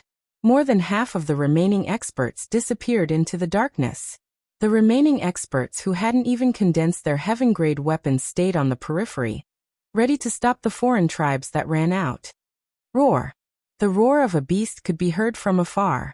Even from afar, one could feel the ferocity of the roar. Then there was a loud boom. The Empress moved her feet and flew into the air. In a few steps, she was near the village. Her eyes were red, and the darkness couldn't obstruct her vision. A 30-meter-long beast that looked like a giant rhinoceros, but had an extremely long tail, was charging towards a human figure that was much weaker than it. The figure didn't respond. He slid back dozens of meters, then flipped over and rushed behind the giant rhinoceros. The giant rhinoceros raised its head, opened its mouth, and spat out a mouthful of fire, lighting up half the night sky. The figure let out a painful groan and fell from the sky. He hurriedly dodged the giant rhinoceros's crazy trampling. He didn't even have time to check his injury before he flipped over and threw himself behind the giant rhinoceros. The spear in his hand smoothly stabbed into the side of the giant rhinoceros, but compared to the giant rhinoceros's size, the spear was equivalent to a toothpick. In addition, there was also a longevity celestial plane expert from the Earthen Spirit clan. With a roar, he flew up into the sky from the camp. The Empress glanced at them, and could tell that this beast and the Earthen Spirit clan expert were at the intermediate level of the longevity heaven. This beast had thick skin and strong vitality. On the other hand, the Earthen Spirit clan expert already had the ability to fly in the sky. Both of them were quite difficult to deal with. However, the Earthen Spirit clan expert could run away, but this beast might not be able to. The Empress thought of something and took a step toward the Earthen Spirit clan expert. When the Earthen Spirit clan expert saw that the group of people who rushed in at night were the humans that the herdsman had mentioned before, he immediately roared and pounced down. "Get lost!" The burly Aboriginal man was called Xian Cho. As he roared, the sky seemed to explode with a sudden clap of thunder. The foreign races that rushed out suddenly felt pain in their ears and felt dizzy. Xian Cho's twisted and coarse mace smashed forward, and a strong wind suddenly blew within a radius of 100 meters. Unexpectedly, the Earthen Spirit clan expert didn't dodge. He blocked the mace with one hand and directly stabbed Xian Cho's chest with the other. Die. Xian Cho's muscles bulged, and he didn't retreat even half a step. Just as the opponent's hand was about to grab his chest, He slightly twisted his body to avoid the attack on his heart. With a hideous smile on his face, he continued to smash the mace in his hand. Pfft. The right hand of the foreign race expert immediately pierced through Xian Chou's chest. However, Xian Chou threw away the mace in his hand and smashed into a house in front of him with Xian air. His two arms were like iron hoops as he hugged the waist of the Earthen Spirit Clan expert. His face was red, and his veins were bulging. It was as if he was squeezing the waist of the Earthen Spirit Clan expert. The Earthen Spirit Clan expert roared crazily, but he couldn't break free because they were only one level apart. The Empress descended from the sky and smashed the head of the Earthen Spirit Clan expert into pieces with one palm. Then, she used her fingers to cut off the arm of the Earthen Spirit Clan expert in disgust. Ha ha ha. Xian Chou's chest was pierced by an arm. He was breathing heavily, but he also let out a rather creepy laugh. The next time you die, I will find a good home for your corpse. I will put it in the stomach of a fearsome beast, the Empress said unhappily. Ha ha, I'm not dead yet.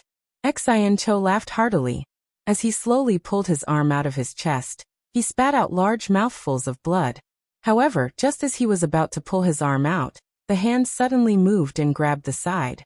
If he hadn't sensed that something was wrong, his heart would have been grabbed out. Even so, he still managed to grab out half of his broken lung. He's not dead. The Empress was slightly stunned and then shocked. It was no wonder that this Earthen Spirit Clan expert died so quickly and didn't even have the strength to resist. Of course, there was Xian Chou's craziness, but there was also something strange about this. She saw that the Earthen Spirit Clan expert's completely broken head was gradually recovering.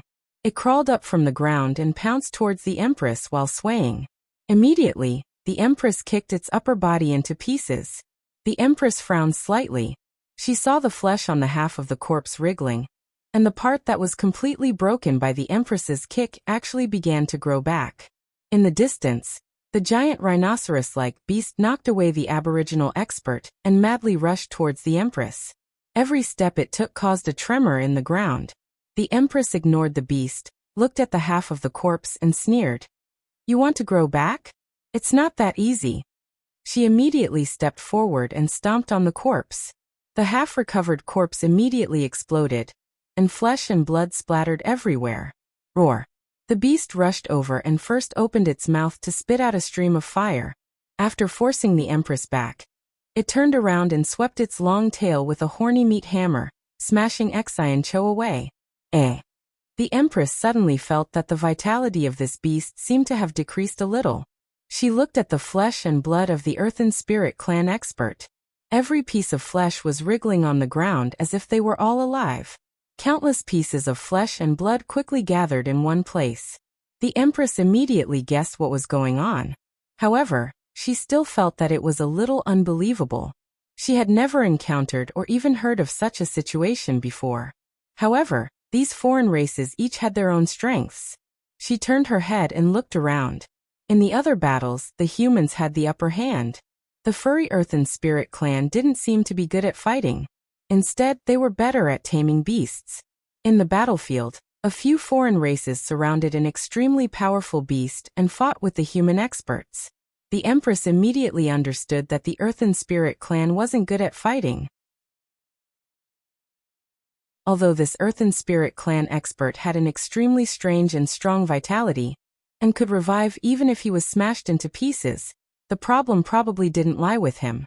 Instead, it was with the giant beast that had a slightly weaker aura. I just need to kill a few more times and I will know, the Empress guessed. She was neither shocked nor angry and only sneered. This person's combat power was so weak. So what if he could live a few more times? It would just take a little more effort.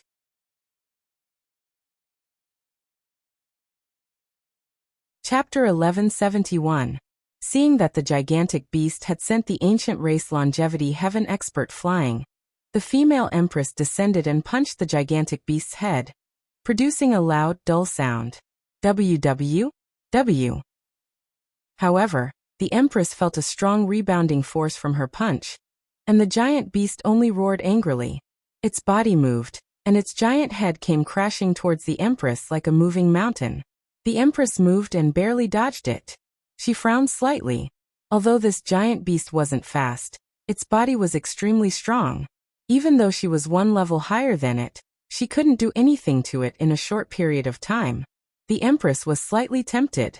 This giant beast wasn't suitable for fighting experts, but was more suitable for killing on a large scale. The threat of such a giant beast on the battlefield was many times greater than those of the same level. If she could tame this beast, the Empress looked down at the wriggling flesh and blood, and a strange look appeared in her eyes. The pile of flesh and blood crawled together and formed 3 bodies of the longevity heaven experts from the Earth Spirit race. Although only half of them had been formed, given enough time, perhaps 3 of them would really appear. This ability is really strange, the Empress thought to herself. At this moment, several balls of flames appeared out of thin air and ignited the 3 bodies.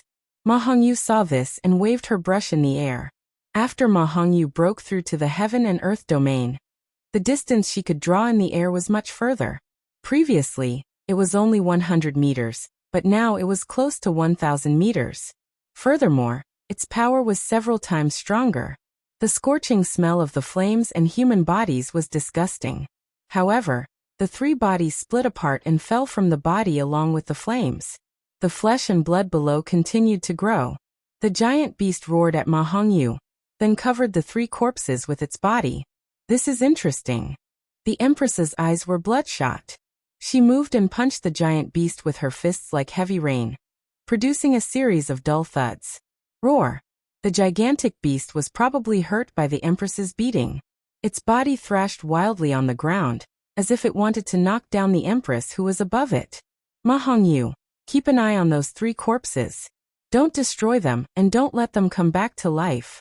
The Empress reminded Ma Hongyu while she was dodging. Her voice echoed throughout the battlefield. Previously, she had sensed that there seemed to be a connection between this remnant body and the gigantic beast.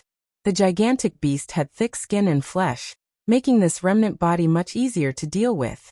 Ma Hongyu's ability was extremely suitable for destroying the body of that alien under the protection of that fierce beast. Before the Empress opened her mouth, Ma Hongyu had been paying attention to this place. In other words, Ma Hongyu was paying attention to the situation on the battlefield. Whenever she saw a situation, she would help. Ma Hongyu's ability to see through the gazes of every corner of the battlefield, as well as his methods that were hard to defend against, were completely revealed at this moment. A ferocious beast pounced on an ancient race cardinal heaven expert. The eyes of the Earth Spirit clan member flashed, and he seized the opportunity to throw the spear in his hand. However, Ma Hongyu's brush swept up a small whirlwind in the air. Dust flew in the wind, immediately blocking the Earth Spirit clan member's line of sight. Following which, a stone pillar appeared out of thin air. The humans had the absolute advantage on the battlefield. This wasn't a common occurrence, but it happened from time to time. Sometimes, a few alien races would gather together and suddenly, flames or other things would appear out of thin air and disrupt their formation. Ma Hongyu's attention would always appear where it was needed. This kind of gaze that was as sharp as a knife could cut open the entire battlefield. He was always able to take action at the right time and control the situation. Coupled with his ability, he wasn't considered strong among the experts of the longevity heaven or the heaven and earth domain. In fact, he was at the bottom. However, coupled with his accurate gaze, he was always able to play a unique role. Naturally, he had always been paying attention to the position where the Empress was.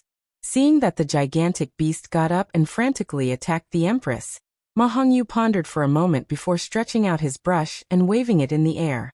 In just a moment, more than a dozen rather ugly stray dogs with missing ears and tails rushed forward to bite the remnant body parts. The gigantic beast was furious, but it was difficult to deal with such small and numerous creatures. With a swipe of its tail, the stray dogs and the remnant body parts would probably be turned into minced meat. Just as it was hesitating, a few stray dogs actually tore a few pieces of flesh from the remnant body parts and swallowed them. These stray dogs weren't strong or fast, and they weren't even comparable to a man-will expert. However, their teeth were extremely sharp. When Ma Hongyu was drawing, he added a sharp reflection to the teeth of the stray dogs. Half an hour later, Most of the battles on the battlefield had ended. There were corpses of the alien races and flames everywhere. There was only one place where the battle hadn't stopped. The gigantic beast was still raging, but the Empress was like a mosquito to it. There was also a group of stray dogs below that took advantage of the situation to tear apart the remnant body parts that the beast was protecting. Currently, there were only 5 remnant bodies left. Under Ma Hongyu's harassment, they couldn't grow to more than half of their original size. If one were to sense carefully, they would realize that the life force of the gigantic beast was slipping away at an even faster rate. According to the plan, everyone will head to the Thousand Bone Races tribe. Be careful of the experts who will come to investigate and assist us. Rest 15 kilometers away from the Thousand Bone Races tribe until the battle ends here, the Empress said as she dodged a stream of fire in the air. This gigantic beast didn't have many means of attack. Other than relying on its tyrannical body, it could only spit fire from its mouth. After the Empress grasped its rhythm, she was able to easily lead it, and was doing it with ease. Most of the people on the battlefield dispersed after hearing the Empress's command. Only a small number of people watched from afar. The remnant body parts of the gigantic beast were constantly being destroyed and regenerated. Everyone seemed to be able to vaguely hear the beast's soundless howls of anger. For hours later, just as the Empress had guessed, the movements of the gigantic beast were getting slower and slower. The loss of its life force had greatly affected its physical strength. Its body seemed to have shrunk a little, and its originally glossy fur had become dull. This battle seemed to be the end of its life. After another few minutes, the gigantic beast let out a mournful howl and slowly fell to the ground. The candle flame of its life was getting dimmer and dimmer. 4 of the remnant body parts had stopped growing and were rapidly decaying. Finally, they turned into a pool of blood. Only one body was left, and it was still struggling to fight for its last chance of survival. The brush in Ma Hongyu's hand had already stopped, and his breathing was slightly weak. In fact, he didn't consume much energy. The Empress looked at the wriggling mass of flesh and blood.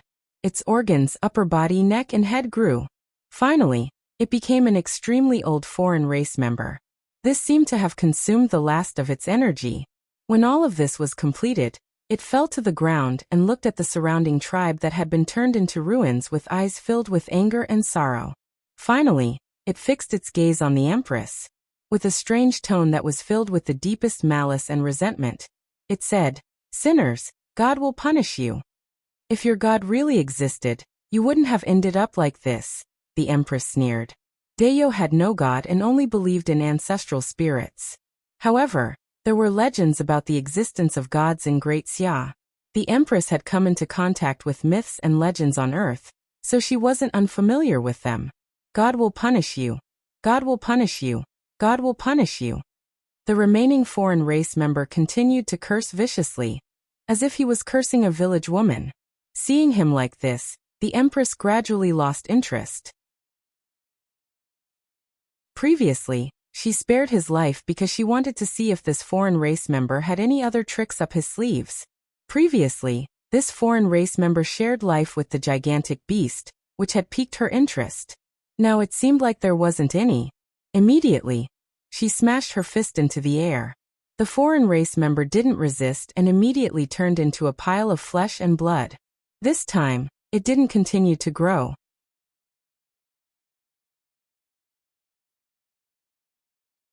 Chapter 1172. Look around and see if there's anything valuable. The Empress glanced at the remaining people. She looked down at the foreign being and saw that he had already become minced meat. All his belongings were destroyed in the battle just now. The Empress took a step forward and stood in the air. She looked around and headed straight for the largest house. Although the Earth Spirit's combat power wasn't high, he had some unexpected tricks up his sleeve.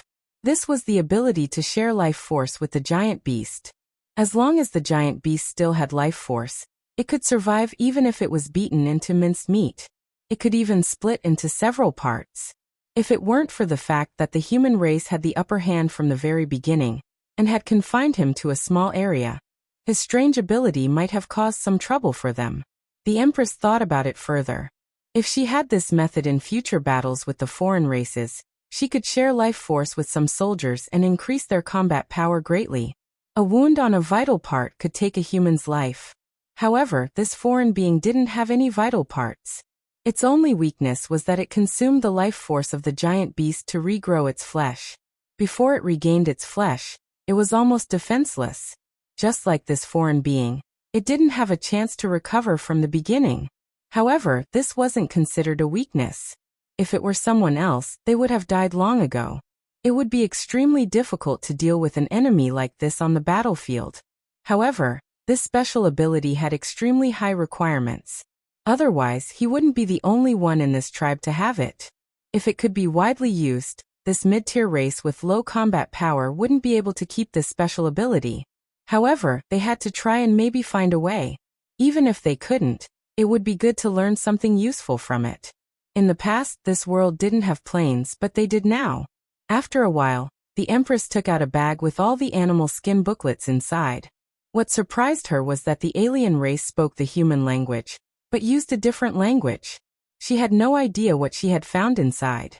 After she walked out, the house immediately collapsed, becoming the last piece of the puzzle in the ruins. The Empress turned to look at Xian Cho. Although most of the flesh had grown out of the hole in his chest, the injury to his lungs wasn't so easy to heal. Without a lung, his strength would be greatly reduced in the future. Return to the Wall of Two Worlds and walk 300 kilometers to the west. The humans will send you back to Dayo. You might be able to recover from your injuries, the Empress said coldly. There were more than 130 Cardinal Heaven and Spirit Will experts, including 9 from Longevity Heaven and Heaven Opening Domain. They had launched a surprise attack on a tribe that only had 2 Longevity Heaven experts, and more than 20 Cardinal Heaven experts. Yet one of them was seriously injured, which made the Empress rather unhappy. Heh, it can be cured. Xian Cho grinned with his mouth that was filled with the smell of blood. It seemed that the injury to his lungs did not bother him too much. When we return, listen to the regent. Don't act recklessly, or you will be killed, the Empress said coldly. This Xian Cho was truly unbridled. Back when he was in the Cardinal Heaven realm, he was already quite wild. Now that he was in the Longevity Heaven realm, not only did he not restrain himself, he was even more unbridled. It had nothing to do with his personality, nor was he intentionally arrogant or relying on his strength. Instead, most of the aboriginals in the depths of the 60,000 mountains were like this. Or rather, most of the aboriginals in the depths of the 60,000 mountains were like this. His entire body was filled with a ferocious and violent aura. Otherwise, he wouldn't have risked his life to fight the middle-level Longevity Heaven expert head-on. She could suppress him here, but if he returned to Dayo, given his violent temperament, he might cause some trouble. Therefore, the Empress specially warned him. Remember my words. If you cause any trouble, I will destroy your entire village. The Empress glanced at him coldly. Her sharp gaze made Xian Cho's skin feel as if it was being cut by a knife, but he didn't care much. The distance between the 2 foreign tribes was more than 250 kilometers. Even a Cardinal Heaven expert would need at least 4 to 6 hours to get there. If he conserved his strength, he would need at least 10 hours to get there. The Empress caught up with them halfway through the journey, and it was already close to noon. Xian, there's someone ahead about 25 kilometers away, Donghua Sun suddenly said. Everyone immediately slowed down without the slightest doubt. Even though it was difficult for Ma Hongyu and the other Heaven Opening Domain experts to detect them. However, Donghua Sun was proficient in spying and assassination, and everyone knew that he had the ability to locate enemies from afar. About 100 people. Donghua Sun, who looked like a young man in trousers, sniffled and said, "Tao is brought by the wind from afar." The Empress turned her head and looked around. On one side was the Wall of Two Worlds, which was more than 3,000 meters tall, and on the other side was the land of fire poison that was difficult to see with one's eyes. It seems that the Qianggu tribe has really come to help. Let's wait for them here, and wait for them. Ma Hongyu laughed. The Empress nodded and said, "All right." There were less than 100 people from the foreign tribes, and there were only 3 Longevity Heaven experts in the Qianggu tribe. Without one of them, there were at most 2 of them, which posed no threat to them. 5 minutes later, Dongwasun suddenly exclaimed, raised his eyebrows and said, "They have stopped. They are heading back very quickly. Have they discovered us?" Dongwasun couldn't figure out how the other party had discovered them. However, the foreign tribes were strange, and he had just seen a monster that could regrow itself after being smashed into pieces. It wouldn't be an exaggeration to say that the other party had extraordinary abilities. Chase after them. The Empress didn't hesitate at all. After a while they caught up with the Qianggu tribe. Before they arrived, the Qianggu tribe had actually stopped and formed a formation. There were 4 rows of 22 people behind them, and the remaining 12 people were divided into 2 rows, with only 2 people standing at the front.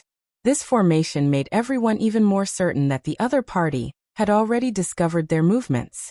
The Qianggu tribe looked similar to humans, except that their faces and limbs were long and thin. There were bone spurs on their backs, and there was a pair of short daggers in each of their hands. The weaker the strength of the Qianggu tribe, the paler their bone spurs were. They had a metallic luster on them.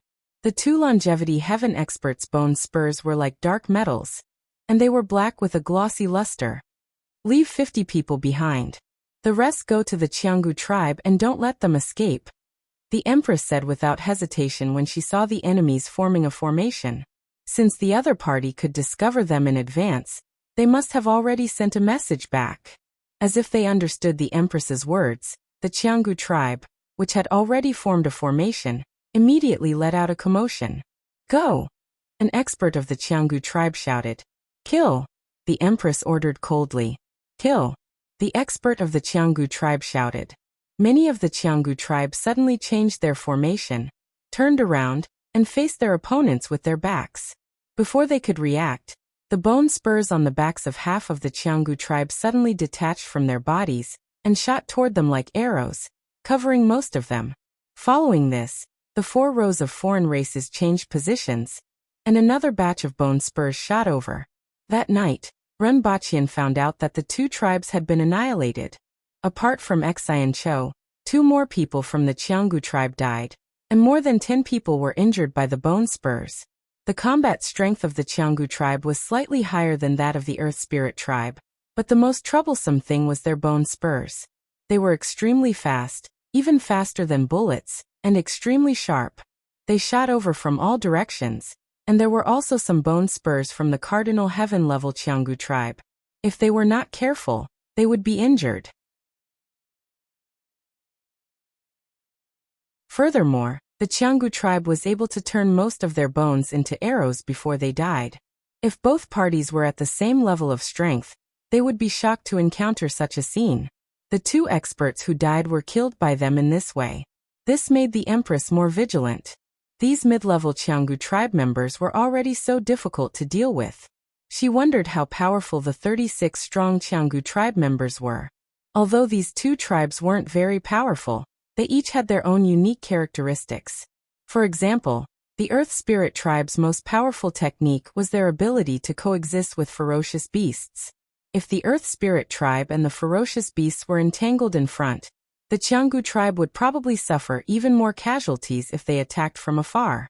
The Empress guessed that this was the reason why these 2 foreign races were guarding the wall of the 2 realm. Fortunately, with the elite strength of the human race, they were able to annihilate the 2 races separately with a crushing force. It was still relatively easy. If the army had encountered these 2 races in battle, they would probably have to be very distracted.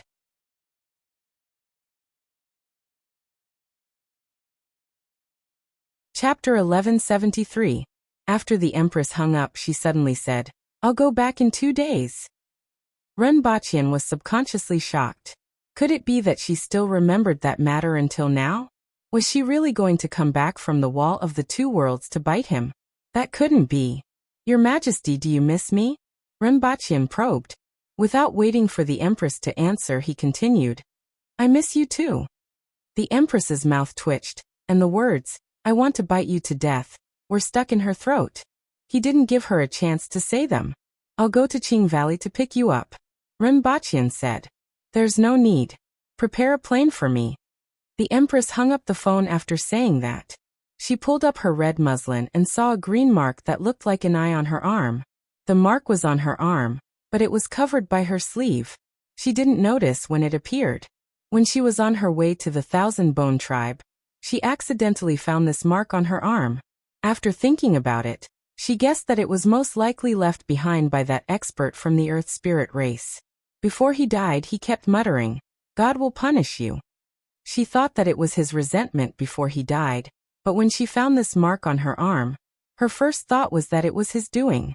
It was quite strange that she didn't notice it at all.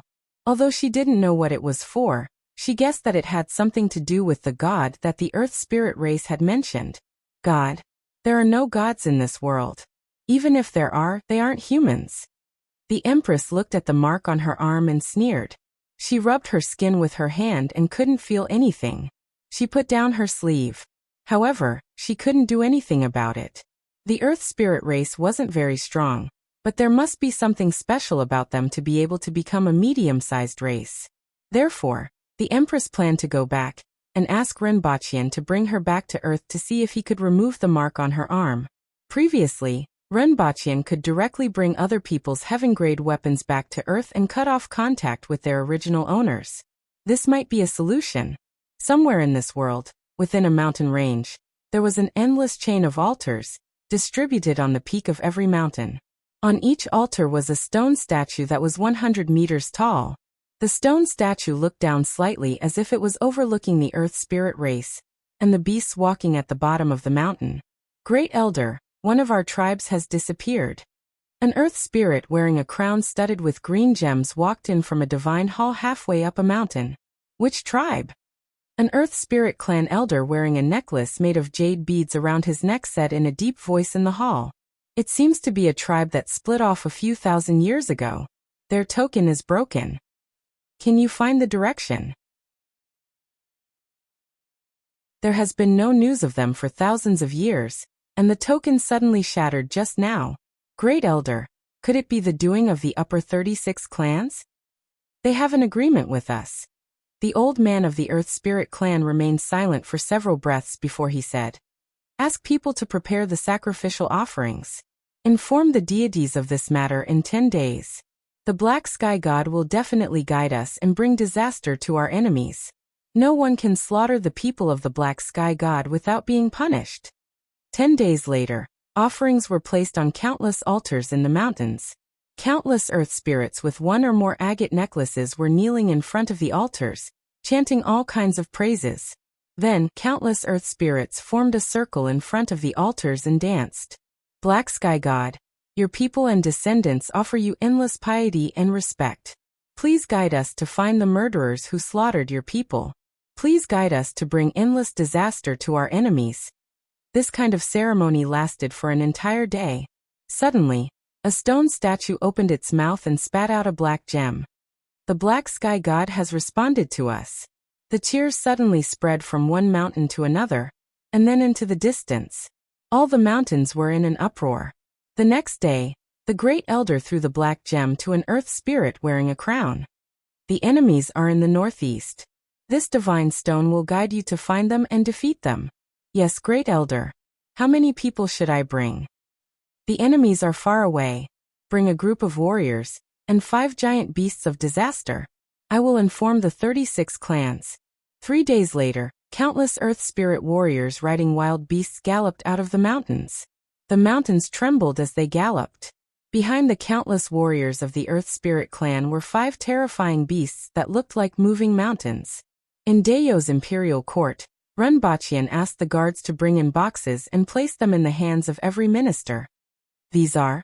Great Elder Shirqing opened the lid, and immediately saw a total of 12 bottles inside. Each bottle contained a crystal that was the size of 2 fingers. Are these crystals? Tong Jingye used a small wooden clip in the box to pick out a crystal from the glass bottle. Immediately, an extremely abundant vitality rushed straight to his face. Tong Jingye took a few deep breaths, and his face revealed a satisfied expression as his body trembled. What a comfortable feeling, Tong Jingye murmured. Is this the environment outside the wall of the 2 realms like this? I want to resign and follow in Her Majesty's footsteps. Let's go. I won't send you off. I find you an eyesore. Qin Chuan's gloomy voice sounded from the side. Most of the people in the imperial court took out a crystal from the bottle. After feeling the abundant vitality emitted from it, they were quite satisfied and put it back into the bottle. Everyone was careful because this thing wasn't easy to obtain. They had waited for more than a year for this. Is this all? Tuan asked. It's too little.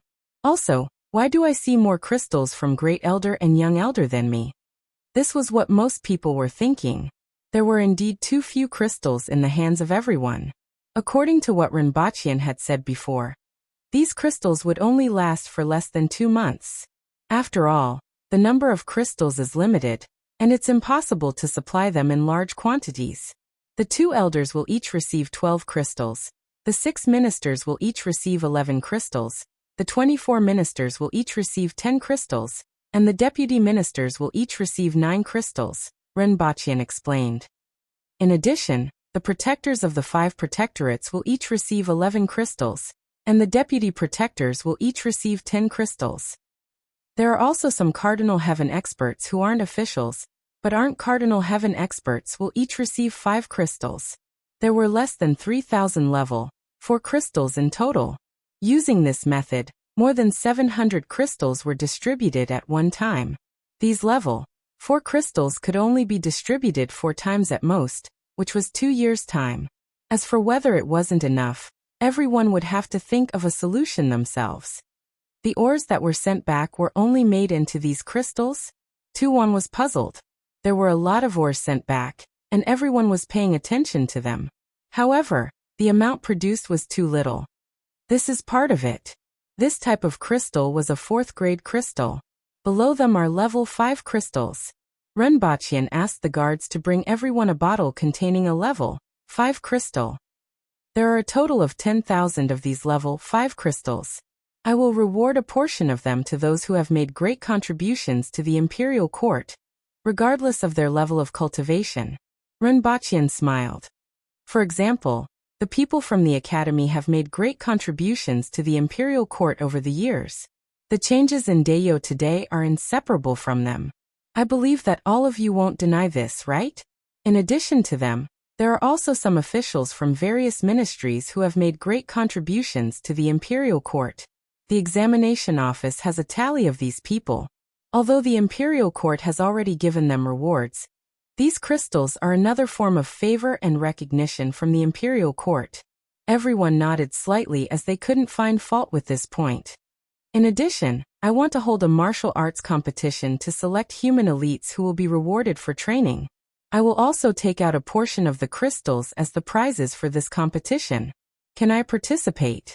Qin Chuan suddenly asked. It wasn't just him. Many people in the imperial court also looked tempted.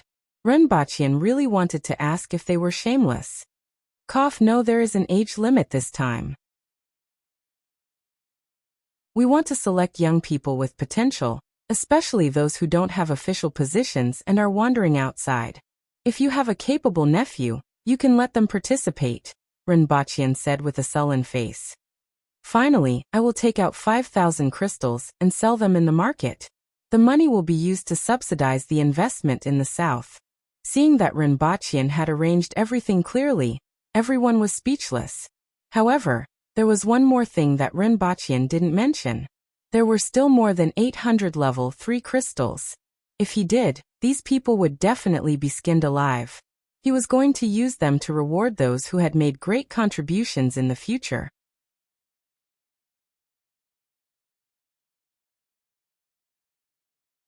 Chapter 1174.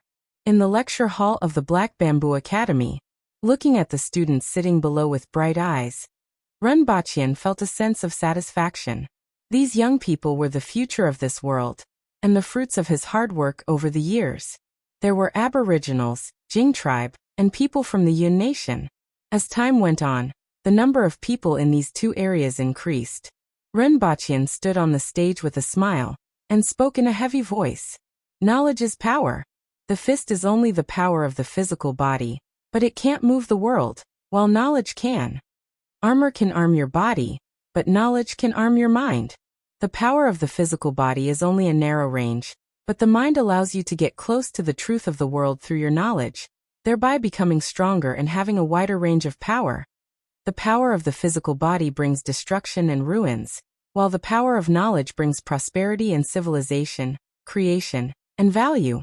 Look at the capital today, look at this city, and think about the places you used to live and go. All of this is brought about by knowledge. Trains, cars, airplanes, electric lights, telephones, and projections. These are the values created by knowledge. The essence of knowledge is the changes we bring to this world when we understand the various phenomena of this world and search for the essence of the world. The Academy Award was created to reward those students who have made contributions in academia and realized their value in creation. You have brought a better side to this world. After finishing his speech and listening to the applause of the students below, Renbachian paused for a moment before continuing. The Academy Award will be held annually in the future to reward those who have made outstanding contributions. Now, the award for the Best Industrial Design of the Year.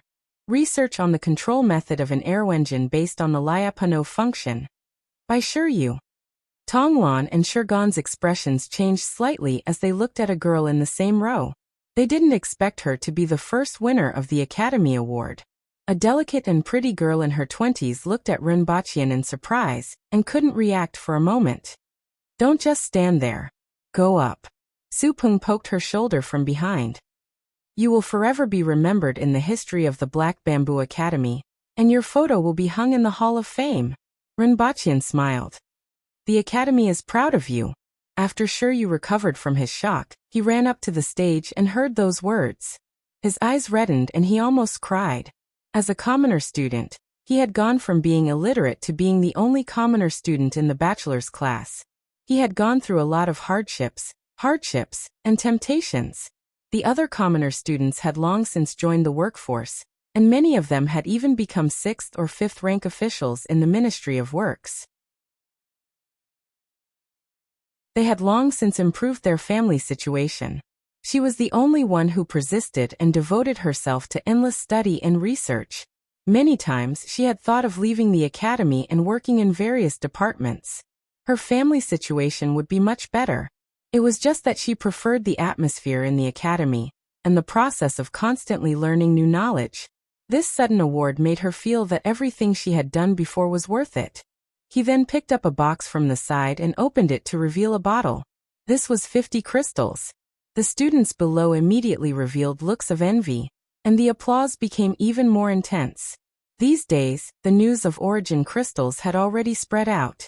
Or rather, it could be said that under Renbachian's push, the news spread to everyone through the newspapers and other news channels. No one could ignore the value of origin crystals. It could increase the speed of cultivation. Just this alone was enough to make countless people go crazy. This was especially true for people who weren't aboriginals. Before reaching the cardinal heaven level, origin crystals were valuable to the aboriginals, but food with sufficient energy was more valuable. However, for the warriors of the Jing tribe and the Yun nation, origin crystals could be absorbed into the body and transformed into essence qi along with the blood essence, speeding up the speed of cultivation. For the warriors who had reached the Earth embryo realm and began to interact with the outside world, this speed was greatly accelerated. It could even help increase the chances of breaking through the path to heaven. For the spirit and cardinal heaven level warriors, origin crystals were even more useful. Under such circumstances, how could the world not go crazy? However, origin crystals were currently only in the hands of a few people. Only the court officials who had reached the cardinal heaven level had a small amount of them. In the outside world, the price of origin crystals had already skyrocketed. Even level 5 origin crystals were the same. A level 5 origin crystal was equivalent to 100 taels of gold. These 50 origin crystals were equivalent to 5,000 taels of gold and 50,000 taels of silver. Coupled with entering the Academy's Hall of Fame, as long as one's name was recorded in history, how could the students not be envious? Thank you. Shiryu choked with sobs. You deserve it. Renbachian smiled. The reason why this award was held in such a high-profile manner was partly to commend the students, but most importantly, it was to stimulate the enthusiasm of the students.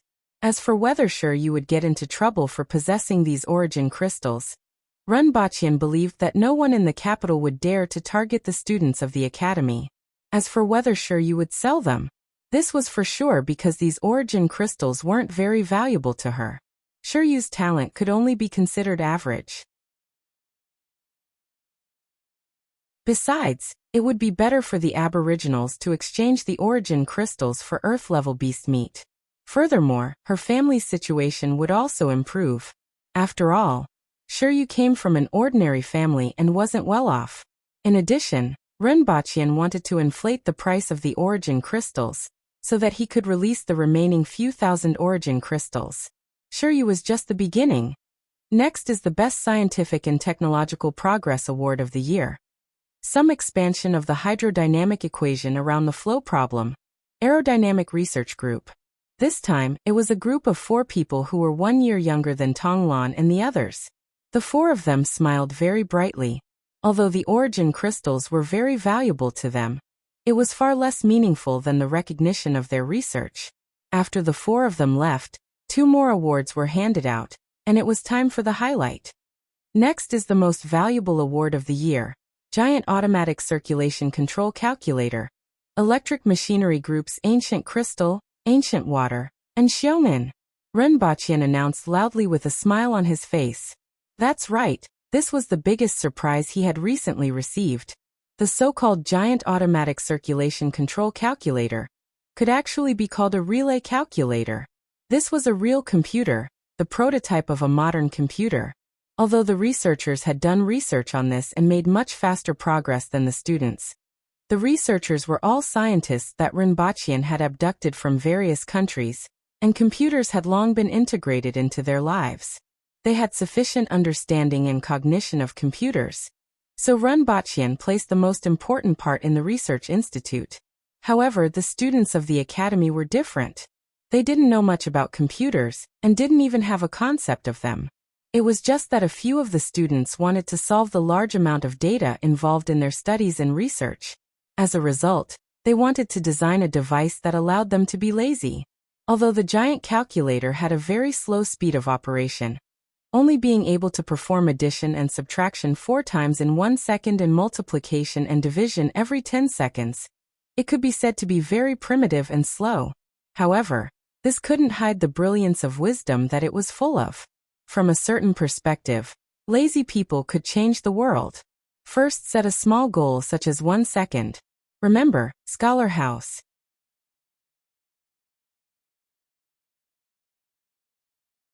Chapter 1175.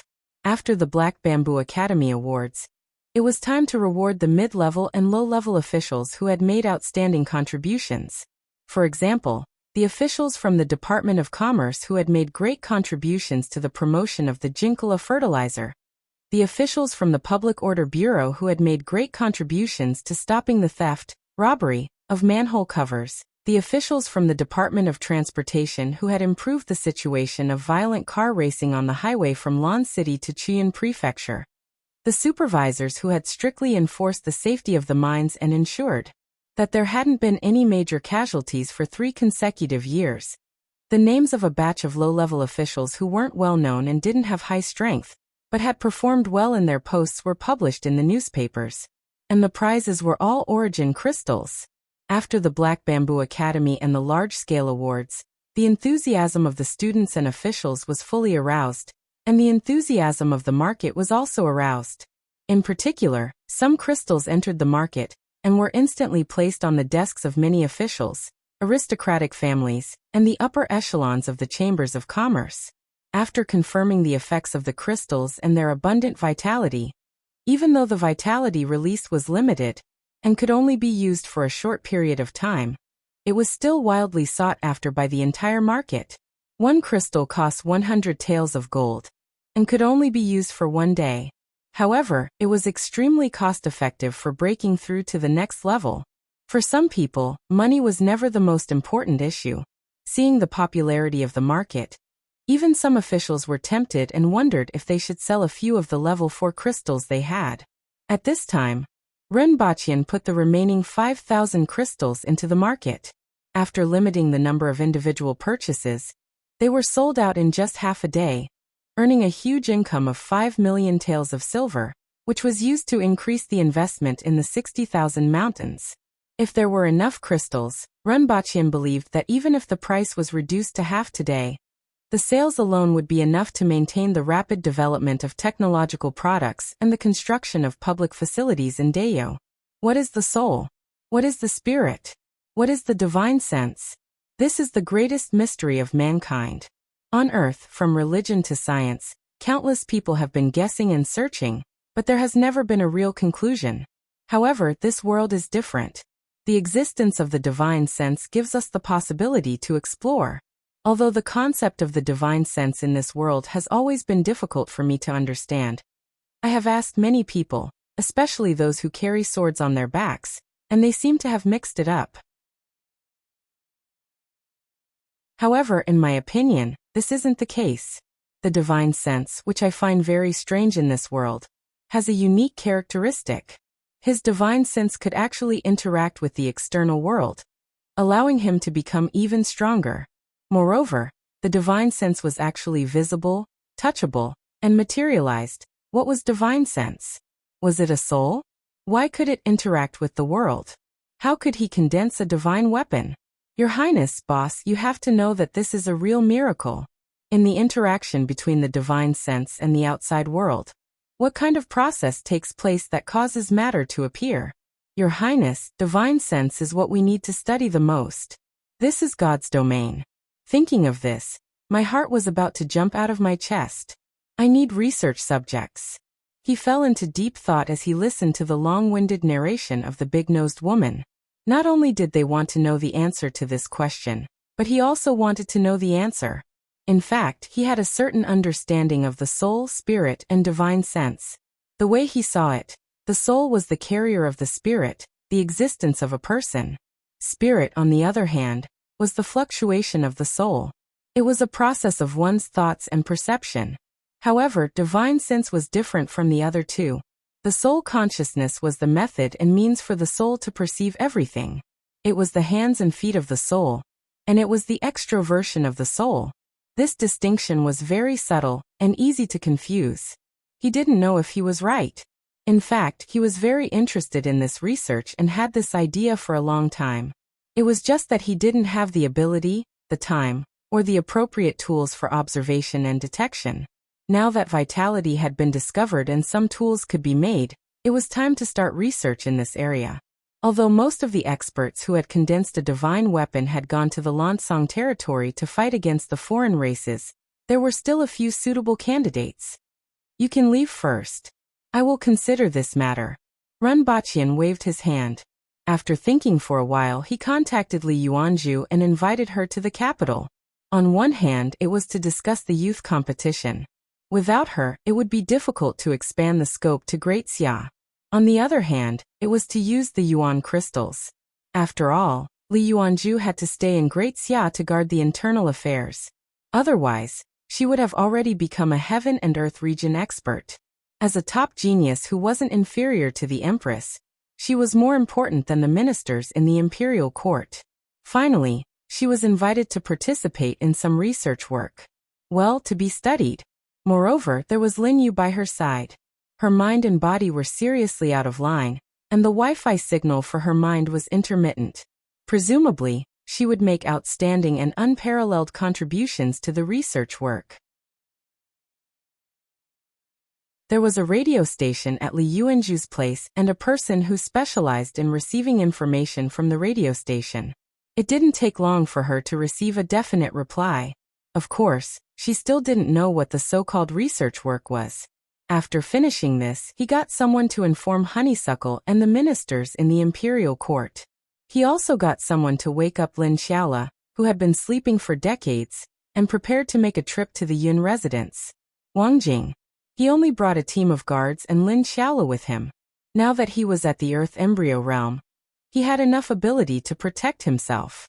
There weren't many experts left in either Great Xia or the Yun nation. An hour later, he got on a plane to Wangjing. This wasn't a mature route, and even the airport in Wangjing was very simple. Other than a low brick building outside the city, there were only 2 runways that had just been repaired. Everyone boarded the plane with a parachute and was ready to jump at any time. Fortunately, there weren't any problems along the way, except for the terrible flight experience. 5 hours later, Renbachian felt like his body was about to fall apart. He swayed his body parts as he boarded the car to welcome the team. It was already afternoon, and he first went to the palace of the Yun nation. This was his first time here. The remaining eunuchs were guarding this huge building complex. The dilapidated buildings had been lacking maintenance for more than a decade. From time to time, they would see dust and lifeless palaces. All of this indicated that the Yun nation had long been swept clean of history. Early the next morning, Renbachian went to the seaside and looked at the 2 giant steel ships docked near the huge dock. The so-called giant steel ships were just 2 steamships that were about 140 meters long, 13 meters wide, and had a displacement of 3,400 tons. They were powered by 2 diesel engines with a power of 72,000 horsepower. In terms of size, they were far inferior to the Titanic, which sank during its first voyage in the early 20th century. That cruise ship, which sailed in 1912, was 269 meters long and had a displacement of 66,000 tons. However, compared to this world where humans were limited to a range of 1,000 meters from the coast, where the maritime industry was extremely undeveloped and the exploration rate of the ocean was extremely low, these 2 ships could already be considered behemoths. They were also the most advanced ships. Even though it was early in the morning, there were many people near the dock talking about the 2 giant steel ships in the distance. This popularity hadn't stopped for the past month. Previously, trains and cars, which were made of steel and didn't require animal power to run, had already shocked the people of the Yun nation. Now even the ships were made of steel. Just like the history on Earth, the most discussed topic was why the steel ships didn't sink, and how they could move without sails and oars. First, set a small goal, such as 1 second.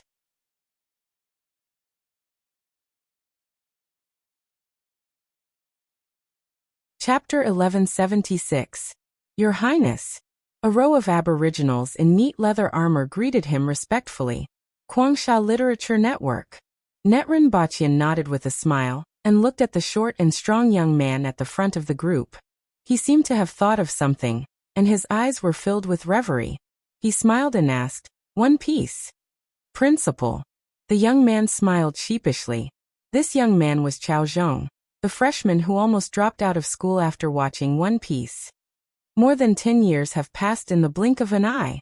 Renbachian lamented as if he could still vaguely see the scene of that young man standing in front of him, and saying that he wanted to drop out of school. Although his great dream of dropping out of school to become a pirate king didn't come true, it planted a seed in his heart. Now that seed had finally taken root and sprouted. After learning that the imperial court wanted to build steel ships to explore the sea, he volunteered to join. "Introduce them." Renbachian smiled. "Yes. This is the Conqueror, and that's the Conqueror. It's 142 meters long, 12.9 meters wide, 3,380 tons of displacement, 3,760 tons of full load, 19 knots of speed. It can carry 122 people. It has a top speed of 19 knots, a range of 12 knots, and can last up to 30 days. As he listened to Chao Zhong, Renbachian walked closer and reached out to touch the steel shell of the Conqueror. It was cold to the touch and had a little fishy smell. After boarding the ship along the gangway, the view in front of them suddenly widened. The blue ocean extended to the end of their line of sight and gradually turned black. "How much do we understand about the troposphere now?" Renbachian asked as he looked into the distance. The troposphere was a sharp blade in this world's ocean, and also a barrier that blocked the footsteps of humans and confined them firmly on land. The troposphere generally appeared a few kilometers to tens of thousands of meters away from the coast. From the outside, there seemed to be no trace of it at all. However, a few meters below the surface of the sea was full of chaotic and turbulent undercurrents, as if countless hands were tearing at it. Ships that entered the troposphere were almost unable to escape. Even steel-hulled steamships would find it difficult to escape if they were caught in it. Needless to say, there were countless strange marine creatures in the troposphere, which were also a great danger to ships. The observatory's research institute has placed observation devices underwater several times. Although they soon lost contact with the strange water, it didn't mean that they didn't discover anything. I don't know what the undercurrent in the troposphere contains, but it has a slight effect on the signal. Also, the undercurrent is very fast. In a short time, the observation device will be swept to a place where the signal can't reach. Under the ocean, there seems to be something affecting the water flow. We found many whirlpools underwater, which is an important reason for the formation of the undercurrent. The ocean is very deep, and there seems to be a huge crack under the water 10,000 meters away, as if it was cut by a sharp axe. At present, we don't know the extent of the troposphere. The detection range on the surface of the sea has exceeded 300 kilometers, but it still hasn't broken through the troposphere. Moreover, there are turbulent undercurrents in the air above the sea beyond 300 kilometers, and some extreme weather often occurs. The observation station has sent several drones to explore the outer area, but they were destroyed beyond 300 kilometers. Renbaqian had already understood most of the situation, but he still wanted to hear more from Qiao Zhong. "Let's go and take a look. Let me see how good you guys are," Renbaqian said. "Yes." Qiao Zhong proudly ordered everyone to prepare. "Have all of you learned how to swim?" Renbaqian suddenly asked with a smile. Qiao Zhong's expression froze for a moment before he embarrassedly said, "I suffered a lot in order to learn how to swim." Most of the aboriginals were landlubbers and had the temperament of a steelyard. They sank to the bottom once they entered the water. It was fine if they were close to the shore, as they could stabilize their bodies and walk out of the water. Otherwise, they would die. This batch of marine pioneers suffered a lot on this and drank a lot of seawater. Not long after, the Conqueror sounded its whistle. "It's actually moving." TSK, it can actually move without sails and oars, relying on the waves. It's all thanks to the waves. Many onlookers on the shore were surprised to see the ironclad warship, which had been docked for a few days, suddenly moving. The ship didn't go too far, only about 9 kilometers away. When they turned back, they could still see the shore, so the ship stopped. At this time, the ocean had already taken on a dark blue color, and a little further ahead, the ocean had already turned black. "Your Highness, the troposphere is just ahead." Renbaqian nodded and stared at the surface of the ocean in front of him. Apart from the change in color, he didn't see much difference. Although there were waves on the surface of the ocean, it seemed relatively calm. "Release the marker," Renbaqian instructed.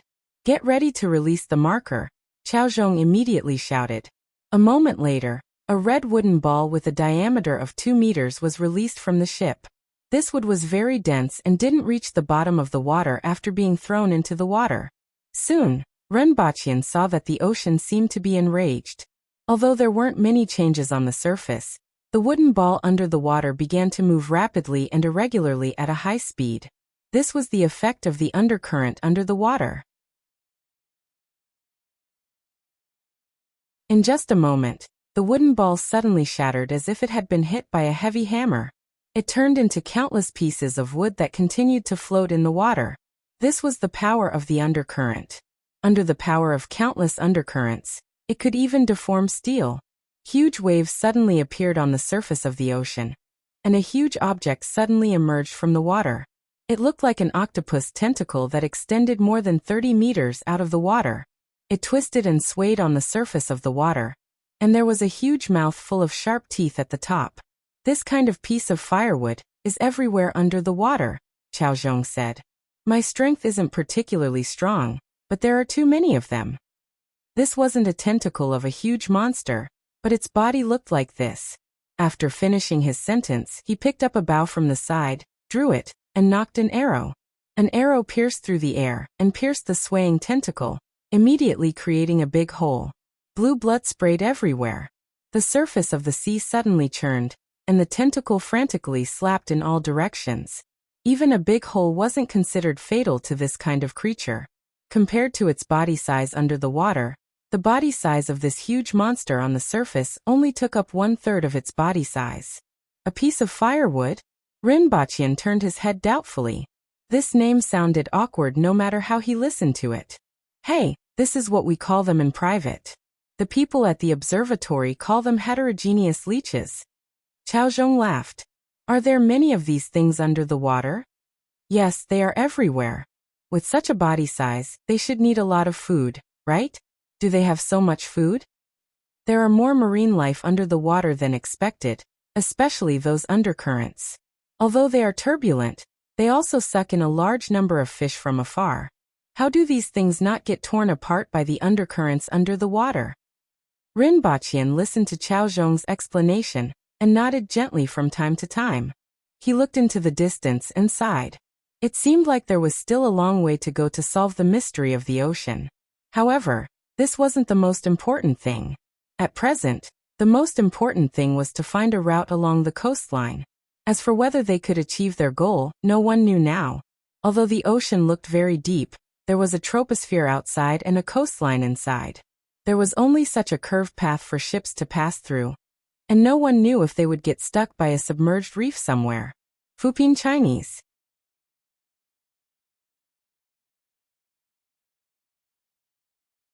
Chapter 1177. Ren Baqian didn't stay long in Wangjing. He stayed for 2 days to understand the situation before returning. He also left behind a batch of new detection equipment that he brought back from Earth. There was a mosquito-sized flying detector with a detection range of more than 10 kilometers, and an underwater detector with a detection range of 5 kilometers. These two new equipment would increase their chances of success in this exploration. Yu Qing ran away again? Ren Baqian returned to the palace and shook his head when he heard the news. Erhua was getting older, so Ren Baqian couldn't keep calling her by her nickname. Although he paid attention to her from time to time, he didn't discipline her too much. As long as she passed the curriculum, she could do whatever she wanted. Erhua was straightforward and chivalrous. Although she grew up in the palace, she had strong habits of the pugilistic world. She liked to wield weapons and make friends, but she didn't like politics. After all, this world was completely different from Earth. Ren Baqian didn't expect her to put much effort into politics.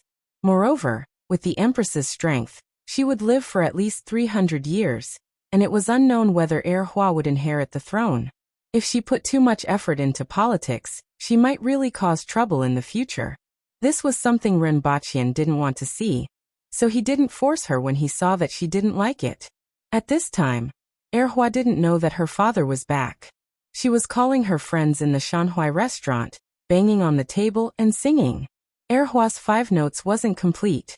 Although her voice was good, it was a different matter when she sang it.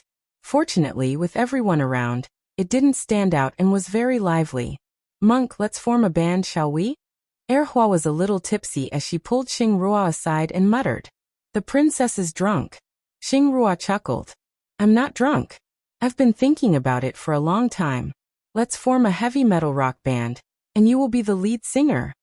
Erhua patted Xingrua's shoulder and laughed heartily. Xingrua was stunned for a long time and laughed bitterly. She couldn't imagine what it would be like for a monk to sing heavy metal rock. Although the group of foreigners had been sent away, Xingrua's experience during that period put her in a predicament. She couldn't clear the spiritual purification platform and didn't know where to go. She would come here from time to drink with Erhua. Even though the surroundings were lively, she felt much more peaceful and stayed in the capital. She didn't expect the princess to suddenly make such a suggestion. Honeysuckle didn't mind Xingrua's rejection again. Instead, he put one arm on the table and smiled like a flower. No one knew what fun things he was thinking about. After a short while, her cheeks puffed up again, and her eyes squinted. She looked like a young girl. Another month passed. Jinren Li is here? Let's invite him in. Ren Baqian pushed aside the official documents on his desk and stretched himself. There were too many matters to attend to in the imperial court, big and small, and it was truly too much for him to handle. It made him want to throw them all away and go sailing by himself. Not long after, they saw the otherworldly woman dressed in Taoist robes. She was still as beautiful as ever, but she gave off a feeling that she was not tainted by the mortal world at all. It was as if she was floating in the air, and would be gone with the wind at any time. Immortal Li. How have you been? Rinpoche stood up with a smile and took a few steps forward. The distance between them was only a few feet.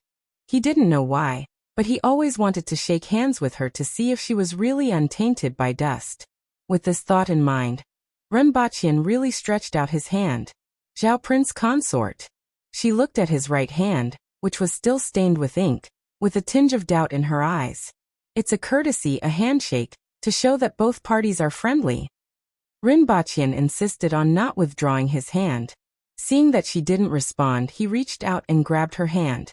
He didn't feel too touched by her ice skin and jade bones, but he was finally satisfied when he saw the ink stains on her fingers. She couldn't help but smile. Seeing an immortal-like person like Jinrenli always makes me want to pull him back into the mortal world. Rinpoche laughed heartily and took a step back. He saw that Lin Yu, who was beside him, seemed to be lost in her thoughts again. Mr. Lin. Rinpoche called out tentatively.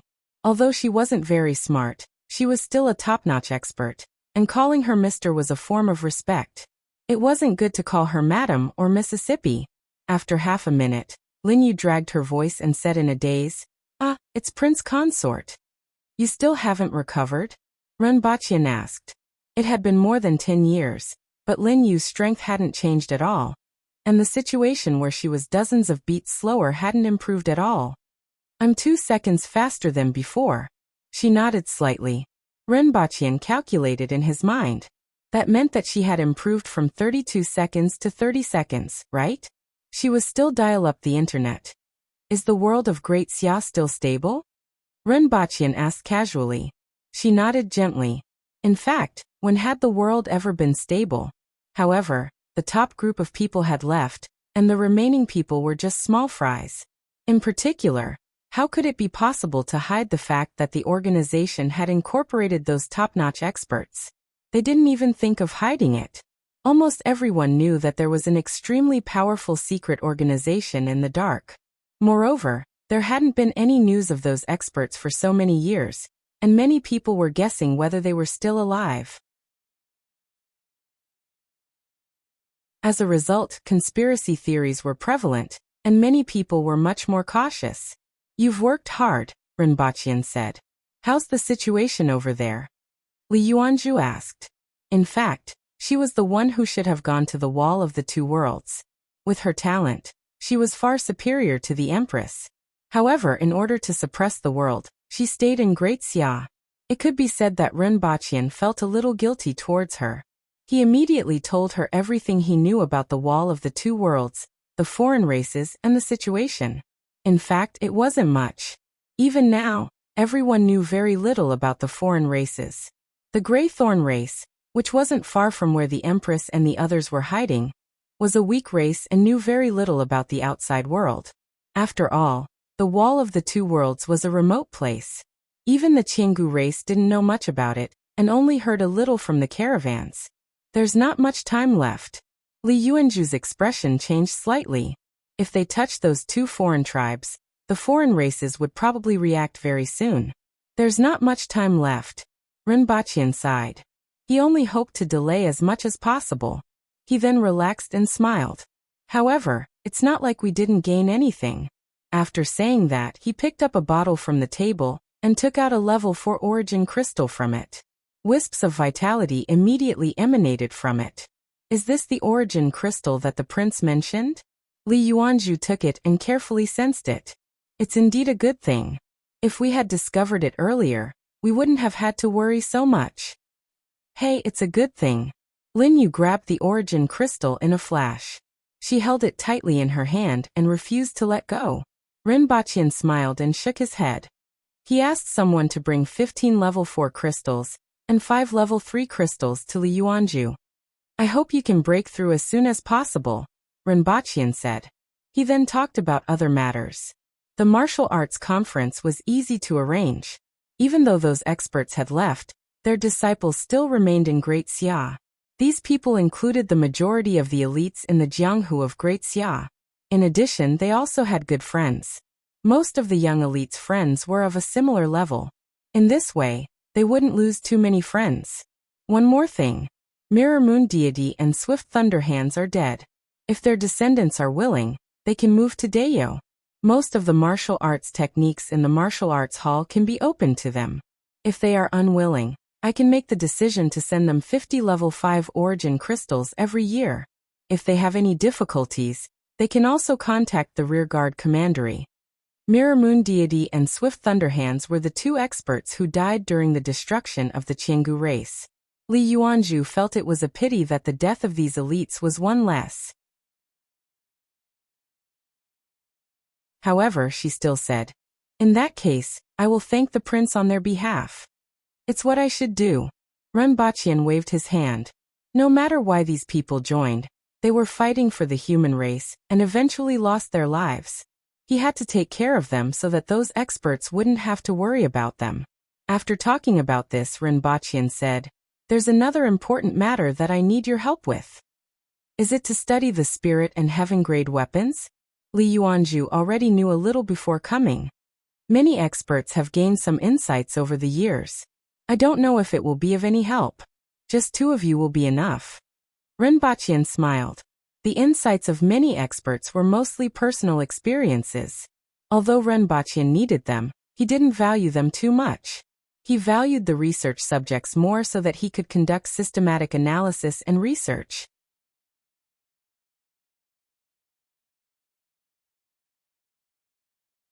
Chapter 1178. How are you, Miss Li? You are incomparably beautiful. I hope that our cooperation will be pleasant. I need to know some of your body data, and what your heaven-grade weapon is. What can you do with your spirit when you're not using it? We need to observe some changes when you exchange your energy. We also need you to cooperate with us in some experiments. Body data? Observation? Li Yuanzhu was stunned when she arrived at the research institute and found out what she was going to do.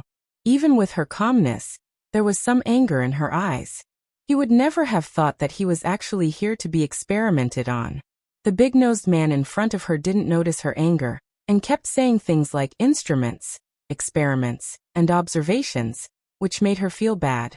If it were someone else, they would have flown into a rage. However, Li Yuanzhu was much calmer than others. She knew that this research was very important, so she didn't flare up. She turned to look at Lin Yu, who was scared out of her wits, and laughed bitterly. "Oh, you didn't flare up?" Ren Baqian smiled when he heard this. Li Yuanzhu had a good sense of the overall situation. But this was also the reason that restrained her. As long as it was for the human race, she would endure even if it was a little offensive or difficult. Of course, she couldn't go overboard. Ren Baqian had already confirmed that, from a certain point of view, such people were easy to bully. It was true. As long as it was from a righteous point of view, most people wouldn't refuse. Ren Baqian liked this kind of person. From a certain point of view, this kind of person was much easier to deal with than the Empress. This was true for most people, but in terms of his personal position, the Empress was better. To most people, the Empress was good and evil. Most of the time, she acted according to her own preferences, but she was very tolerant of people she liked. She was a typical person who would help her relatives and not reason. Even if Li Yuanzhu had someone she liked, if it conflicted with her righteousness, she would probably cut off her feelings. This was also the difference between the 2 top women in the world. Furthermore, the research was only to observe her exchange of energy, blood flow, and condense her heaven-grade weapon. It wouldn't be too offensive to her. Therefore, Ren Baqian wasn't worried. After getting everyone to leave, Ren Baqian calculated the Empress's schedule and figured that she should be back soon. The 60,000 mountains were vast, but if the Empress returned alone, she could travel directly through the air, which would be extremely fast. Just as he expected, news of the Empress's appearance in Aqing Valley came back the next day. It really wasn't easy to find a place in the 60,000 mountains. Otherwise, the Empress would have arrived 10 days ago. This was after discovering the plane in the sky and following the direction for a few days before finding it. Aqing Valley was not big. It was just an outpost. The most important things were the airport and a few warehouses. The Empress, who was dressed in red, appeared. She looked around and headed straight for the warehouse. Moments later, all the people guarding Aqing Valley were shocked.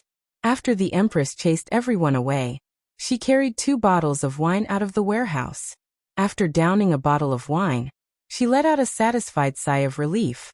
Her face was full of satisfaction. He then used the radio to send a message to Rinpoche. "Prepare the wine pool for me. I want to see it when I return." Upon hearing the Empress's cold voice, a smile appeared on Rinpoche's face. "As you wish." He immediately returned to Earth and tried his best to bring back more than 1,000 caddies of erguotu. Long ago he had imposed a ban on alcohol, especially on the use of grain to brew wine. As for fruit wine, he turned a blind eye to it. After all, it couldn't be completely banned. For example, Erhua's base camp, Shanhui restaurant, and several brothels in the city all had alcohol. 3 days later, the Empress boarded a plane that shook like a tractor as it rose into the sky. She rested her chin on one hand and sat by the window. She wasn't really affected by the turbulence. She looked at the huge beasts roaring in the forest in the distance and pondered whether she should get someone to clean up the surroundings. Previously, this route had been cleared. The beasts in the 60,000 mountains all had a sense of territory. After the powerful beasts in an area were cleared, other beasts would migrate over after a period of time. As a result, they had to be cleaned up from time to time. It seemed like there was no end to them. Because of this, more than half of the troops from the Protectorate of the South were involved.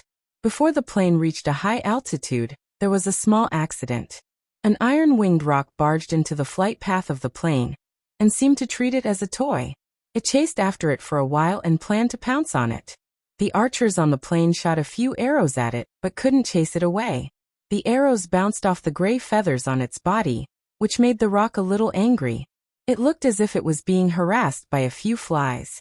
With a cruel look in its eyes, it kept following the plane from below. If it wasn't for the fact that the plane was flying at a higher altitude than it would have caught up in time. After another 3 days, Rinpoche returned to the harem after the court session. He tidied himself up and informed Erhua that he would return to the palace after school before heading out of the city with the ministers. After waiting for 2 hours, the plane finally landed at the airport. The Empress was the first to jump down from the plane and saw Rinpoche opening his arms. The Empress hugged him and smelled that familiar scent.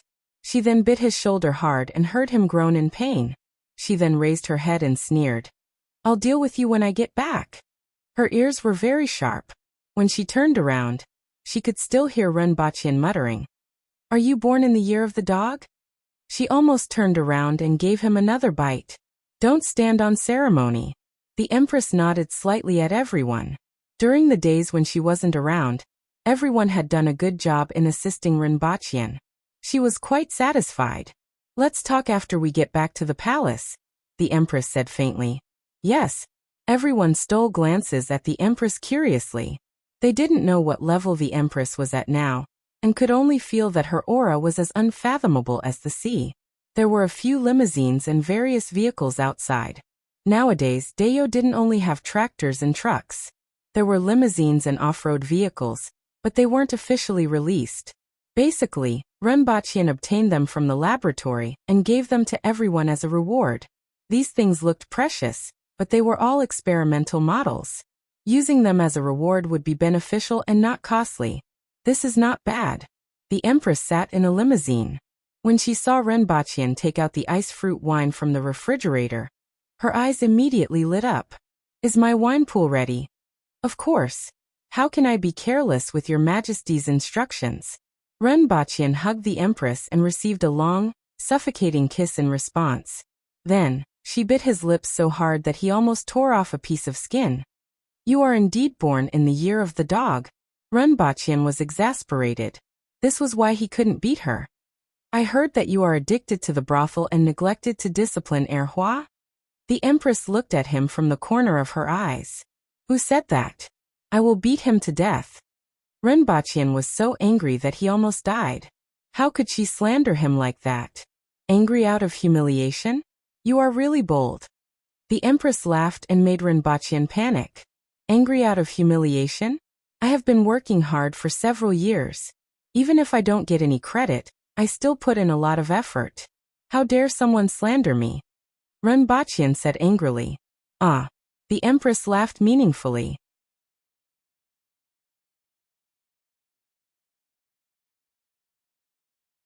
Chapter 1179. Queen Mother. Erhua was surprised to see the Empress in the palace. Although they were mother and daughter, they had not seen each other for many years, and inevitably felt a little unfamiliar. The Empress left when Erhua was 4 or 5 years old, and had been gone for 5 or 6 years. Although they occasionally contacted each other through the radio, this didn't change the unfamiliarity brought about by distance. The Empress looked at Erhua in a daze. She had grown up so quickly. That sense of unfamiliarity wasn't only felt by Erhua, but also by her. Erhua had grown up. When she left, she was only 7 or 8 years old, but she now looked like a slender and elegant young lady. She wore a long blue dress, looked like the Empress, had quick-witted eyes, and was a cardinal heaven expert. "You've grown up. Come closer, and let me take a look." The Empress looked relaxed and smiled. "Queen Mother." Erhua called out again. You look good," the Empress said gently. "Of course I'm doing well. It's just that I haven't seen you for a long time." Erhua was as honest as he could be. Let's talk while we eat. I want to hear about what happened to you all these years." The family of 3 sat in front of the hot pot and sighed. It had been a long time since they last had such a day. At the table, the Empress asked Erhua about her in detail, such as her school and studies. At first, Erhua was honest, but he soon reverted to his old ways and was straightforward. "Queen Mother, let me toast to you." "Let's have another toast, Queen Mother." "Of course I'm very powerful. I'm a princess. Who dares to bully me? It's me who bullies others. I have a lot of friends who give me a lot of treasures. My favorite is a pair of fire sparrows. They have a nice chirp and can catch fire. Later, I wanted to see if I could roast them. It's strange that they can catch fire, but they can still be roasted. They taste pretty good, but they're too small. I recently met a monk who is fun, drinks a lot, and has a good alcohol tolerance. He doesn't make a fuss after drinking too much, doesn't fight, and doesn't strip dance. He just cries at the slightest provocation. School isn't fun. There are too many courses, but you can learn a lot. I've been very interested in revolutionary history recently. But it's different. Isn't that the fate of the Queen Mother? We're the biggest landlord. You'll beat me to death. Father doesn't go to brothels often, right? I can stay there for at most 5 days a week. At least there's a weekend. That's much better than me. Other people go to class 5 days a week, 7 days at most. I go to class 10 days a week. I've already broken the record in human history." Silence. Abrupt silence was the worst thing at the dining table. It was extremely awkward. Renbachian glanced at the Empress, and saw that she was smiling coldly. Then he looked at Honeysuckle, his eyes rolling. "This bastard did it on purpose. Speak properly." Renbachian gritted his teeth. "Ha, how could that be? I was just saying. No, I was just a kid talking nonsense. Ha." The Empress curled her lips into a sneaky smile. His gaze was as sharp as a knife, capable of slicing people into pieces. The Empress didn't argue too much with Renbachian. After all, she had many information channels in the imperial court. Renbachian often went to brothels, but he only went there to drink. He didn't do anything else and behaved himself after drinking. Usually he was too busy, going to the brothel to listen to music and drink, then going to the big bathing pool to take a bath and have a massage was considered his pastime. Naturally, the Empress wouldn't go overboard. Otherwise, before Honeysuckle could stab Renbachian, she would hang him up and beat him up first. Renbachian looked at the eye mark on the Empress's arm and clicked his tongue. God. He felt that this thing might be a powerful existence from the foreign races, and was a little interested. From the sound of it, it seemed like a curse. It could actually form such a mark on the other party's body. He didn't know the specific effect, but no matter what it was, this mark definitely had a positioning function. It was just like marking a target on the head of a boss in a game, so that his teammates would know to attack him together.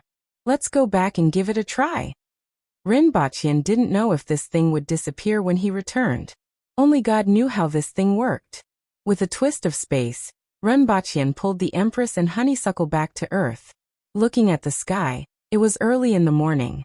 The time is just right. You can go to school now. Rinpoche patted Honeysuckle's back with such strength that would have killed someone else. Let's see if it's still there. Rinpoche grabbed the Empress's arm and saw that the eye-like mark had disappeared. Sure enough, the mark was affected after being separated by a world. Rinpoche could almost hear the other party's voice saying, "The other party is not in the service area." In the Lansong territory, in a forest that wasn't considered dense, countless beasts were frantically fleeing. The ground was shaking, and the trees were swaying. It could be felt even from hundreds of kilometers away. 5 gigantic beasts of disaster that were as huge as mountains were constantly moving forward. Tall trees that were 20 to 30 meters tall were like straws in front of them and couldn't stop them at all. They were smashed, crushed, or deeply embedded in the soil. Wherever the 5 beasts passed, there was only a mess left. Behind the 5 ferocious beasts was a team of ferocious beasts and earth spirits that was far away. In the sky, dozens of flying beasts were circling above. They either swooped down or grabbed their fleeing prey. An earth spirit wearing a crown and a string of jewel-like ornaments sat on the head of a giant beast of disaster and rubbed a black crystal in his hand. It's been 5 days, and there's still no response from this road sign. Where is the enemy marked by God? Is he dead or? He felt that the latter was the most likely. No one could hide from God's gaze. However, he didn't tell them immediately. Instead, he kept moving forward along the original route. This wasn't very useful since the road sign only pointed in one direction and wouldn't change unless it was within 500 kilometers. He didn't know if the other party was originally 500 kilometers or 10,000 kilometers away. Let's wait for another 2 days. If there's still no response, we can confirm that the other party is dead. Imperial Prince Su, there's a tribe of the four-eyed race 50 kilometers away. A huge winged flying snake landed on the same level as the Calamity Beast's head. The Earth Spirit clan members on the ground immediately knew about it. Let them prepare food or let them become food themselves. The Earth Spirit called Imperial Prince Su instructed. The four-eyed race was considered one of the stronger races among the weaker races. However, the Earth Spirit clan was considered above average even among the middle-level clans. In addition, the Earth Spirit clan had a god, which elevated the status of the Earth Spirit clan. It was only second to the 36 powerful clans and the strongest clans among the middle-level clans. As for treating the weaker races as food, it wasn't a big deal in his eyes. The Earth Spirit wasn't picky about food. A day later, near the ruins of the four-eyed race's tribe, Imperial Prince Su was about to give the order to return when he suddenly discovered that the road sign was reacting and trembling slightly.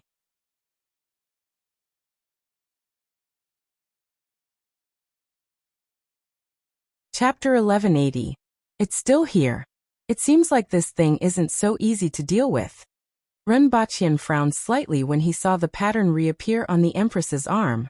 If it's still here, it's better for your Majesty to keep it in the palace. Although it's fine now, it can't be useless. If it explodes one day, it won't be a small matter, and may even endanger your Majesty's safety. It's not that troublesome. It's still effective, but it's a little weaker. The Empress was relatively calm. Rinpoche looked carefully and couldn't see which part was weaker. However, he still trusted the Empress's words. In this case, we'll travel to the 2 places more often and see what happens. That's right. The Empress nodded and changed the topic. Where's my wine pool? The Empress had always been obsessed with the legendary wine pool and carnal pleasures. If an emperor didn't have a wine pool and carnal pleasures, he would be embarrassed to say that he had done it before. It's already been prepared for your Majesty. Rinpoche smiled. I'll get someone to pour the wine in. 2 hours later, the 2 of them arrived at a hall. In the hall, there was a pool that was 20 meters long and wide. It was half filled with liquid. As soon as they entered the hall, a strong aroma of wine rushed into their nostrils and could intoxicate them. A wine pool. The Empress's face was full of joy. There should be trees planted next to the pool, candy trees. The Empress pointed to the surroundings of the pool.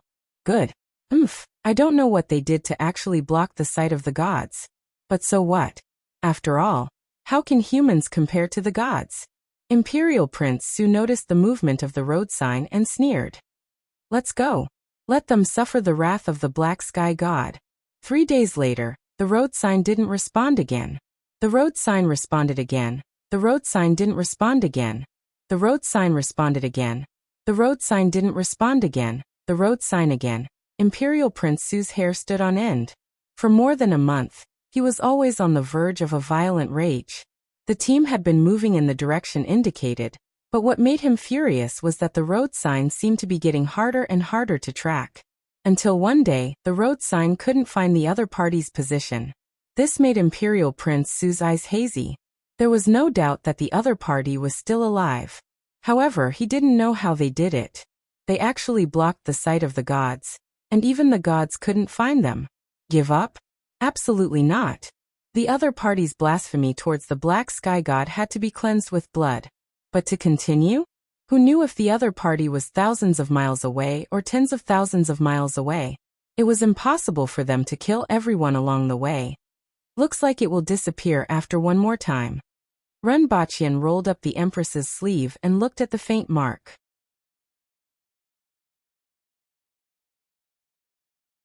If he didn't know what it originally looked like, he wouldn't be able to tell. All that was left was a faint outline. He didn't expect that such a mark could be worn away by traveling back and forth through space. It was reasonable, but unexpected. At the very least, he knew another additional function of traveling through space. Yes, I'll be leaving after it's gone, the Empress replied. It's a bit urgent. Time doesn't wait for me. Although the crystals were effective, they were more useful to the warriors of Great Xia. They were more suitable for them to meditate and exchange elemental energy with their divine souls. To be of use to the aboriginals, I need to stay in a space with dense yuan qi for a long period of time. I can't always stay in a quiet room. The Empress shook her head. I also want to see what it's like on the first heaven after I break through the longevity heaven. According to the message left by the Emperor is the level of strength in the longevity heaven realm. Those foreign race masters must be at this level as well. Only by reaching this level can we know how powerful they are. Your Majesty, how long will it take to reach that level? Renbachian couldn't help but ask. The Empress could be said to be favored by heaven and earth, and her talent was unparalleled. She was a cardinal heaven expert at the age of 20 and broke through to the intermediate level of longevity heaven when she was just over 30. Now, she had already reached the advanced level and could be considered the #1 human in the world.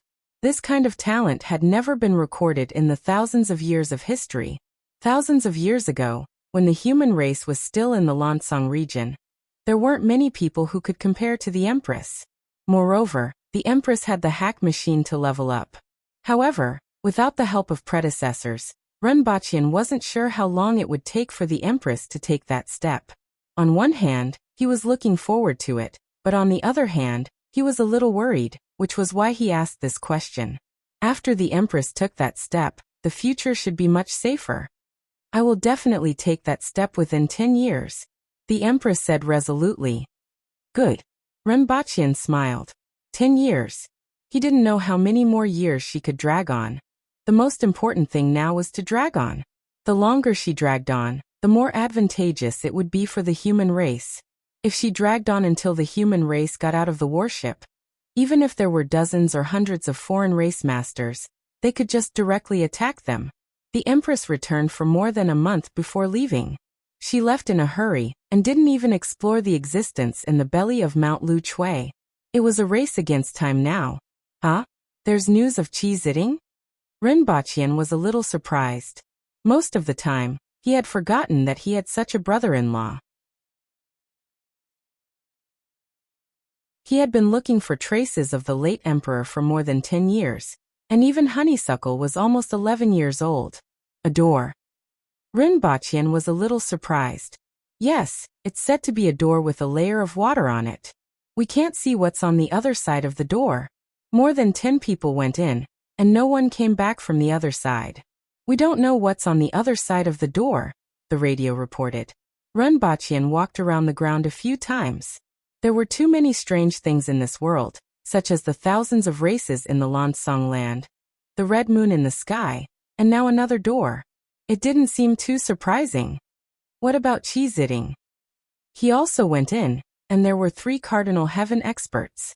Pass down the order that no one is allowed to go in again. Be on guard outside, and I will send someone later, Ren Baqian immediately ordered. Yes, but those people might not listen. The other party said hesitantly. Ren Baqian knew who he was talking about. Qi Ziding was accompanied by a group of ancient race cardinal heaven experts that he had recruited. There were more than 20 of them. If these people wanted to go in, they couldn't be stopped. If they want to die, don't stop them. If they haven't gone in by the time my people arrive, it means that they don't dare to go in. What else is there to say? Ren Baqian said coldly. Understood. If anyone returns or there are any movements, send a message back immediately. Ren Baqian turned off the radio and pondered for a moment. Although this was what he said, Qi Ziding had disappeared after reaching the other side of the door. He still had to send someone to suppress them. However, where did that door lead to? It would be great if there were satellites now. By throwing a probe at the other side of the door, the satellites would naturally be able to receive the signal and know the specific situation. Now that the wall of the 2 worlds was the focus, he wouldn't tell the Empress about this matter, so that she wouldn't worry. Ren Baqian made up his mind. He didn't care whether Qi Ziding and the others were dead or alive. He only cared about the impact of this matter and where that door led to.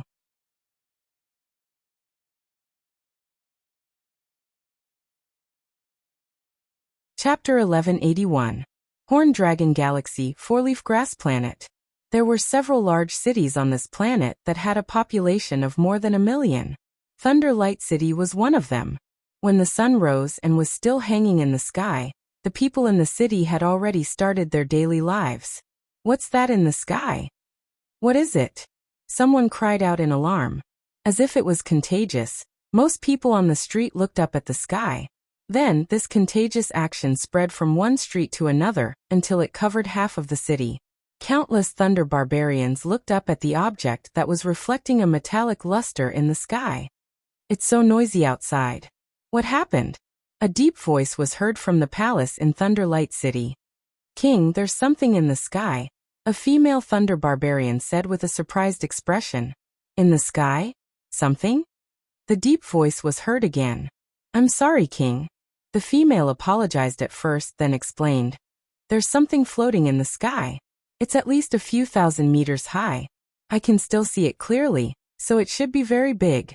It looks like a metal plate. If the people on Earth heard this, they would probably laugh for a long time. The spaceship stopped right above Thunder Light City, so it looked like a metal plate from below.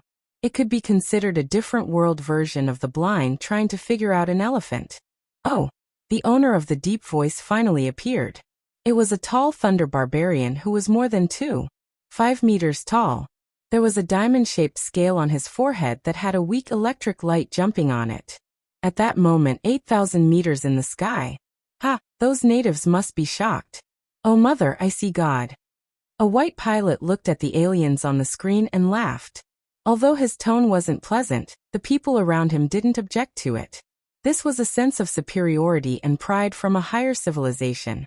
At least Earth was a civilization that had walked out of the planet. When faced with such an ignorant and backward civilization, it was natural for them to have such a mentality. Of course, the premise was that their powerful individual combat power was ignored. If both parties were on the same plane, no one would doubt that they would be rubbed against the ground by those 2-horned aliens. This was the conclusion that came from observing their battles and individual combat over the past few years. It's out. The one with the strongest energy reaction. Let me see. Hiss. The entire observation room was filled with the sound of people inhaling. The screen clearly displayed the opponent's vitality, 112336. An average adult's vitality was only around 10, and a well-trained elite soldier's vitality was only around 30. 112336 was equivalent to the vitality of 7,000 ordinary people. It could be considered a self-propelled battleship. If Ren Baqian were here, he would have a better understanding of the other party's blood and chi value.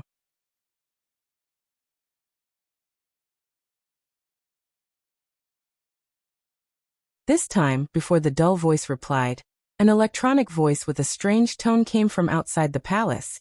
King of the Thunder Barbarians, I'm an envoy from a foreign land.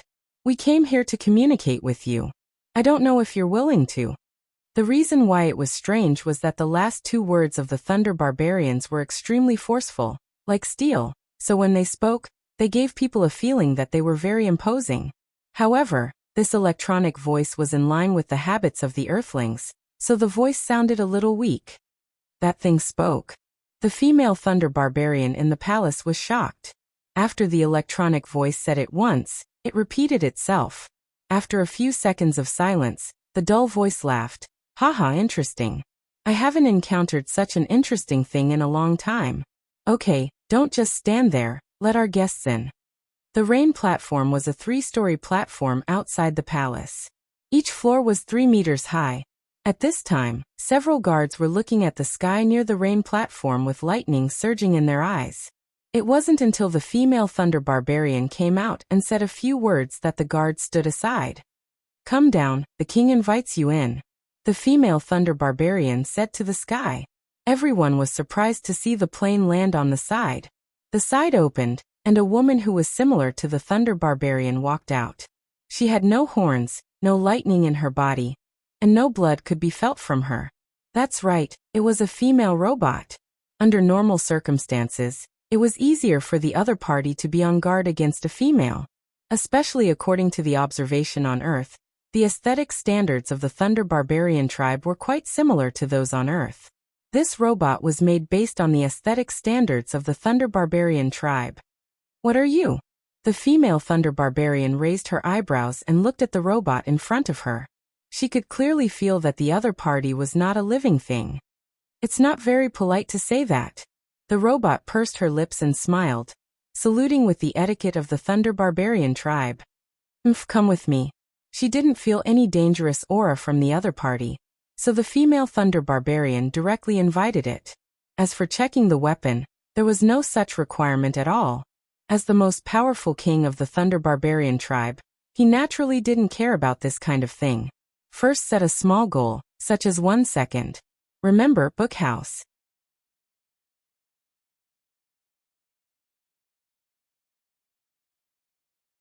Chapter 1182. We've entered the hall. The signal isn't affected. A joyful voice came from the spaceship. Apart from that, it was even quieter in the spaceship. Everyone was looking at the image on the screen, trying to catch any sound. Other than the spaceship staff, there were linguists, sociologists, and negotiation experts.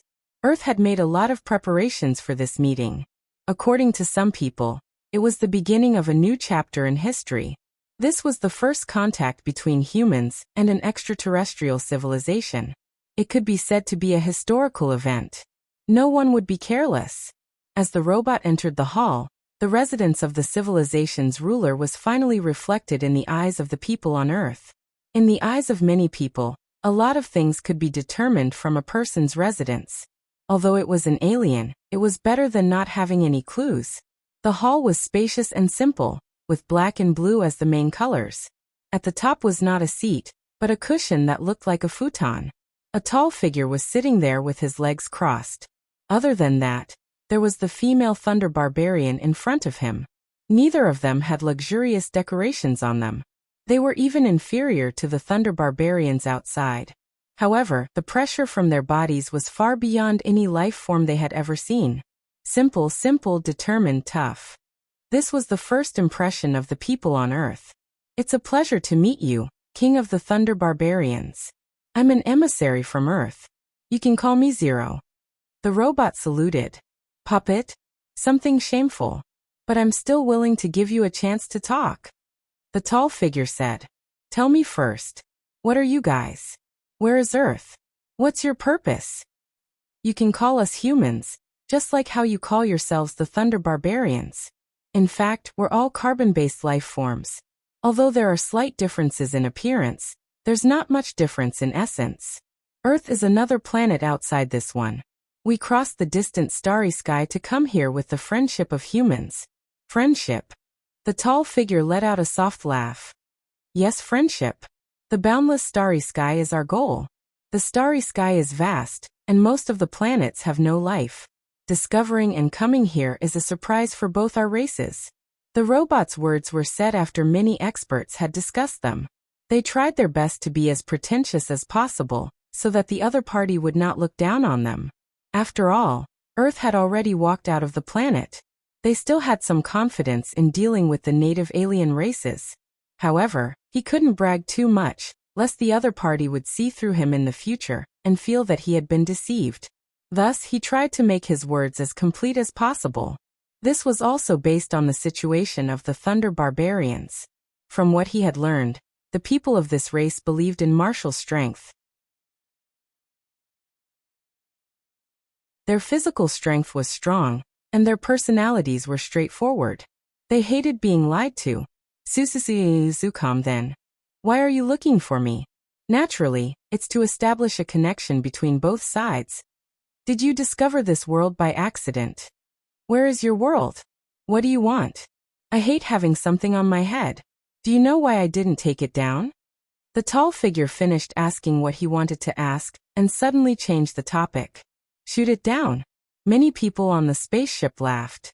Shooting down a spaceship from 10,000 meters in the sky with his bare hands? This joke is very funny. Primitive, barbaric, ignorant. Such labels were hung on the king of the Thunder Barbarians. "Because I want to see what will happen."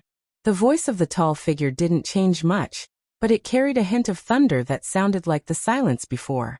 The expressions of the sociologists on the spaceship changed slightly.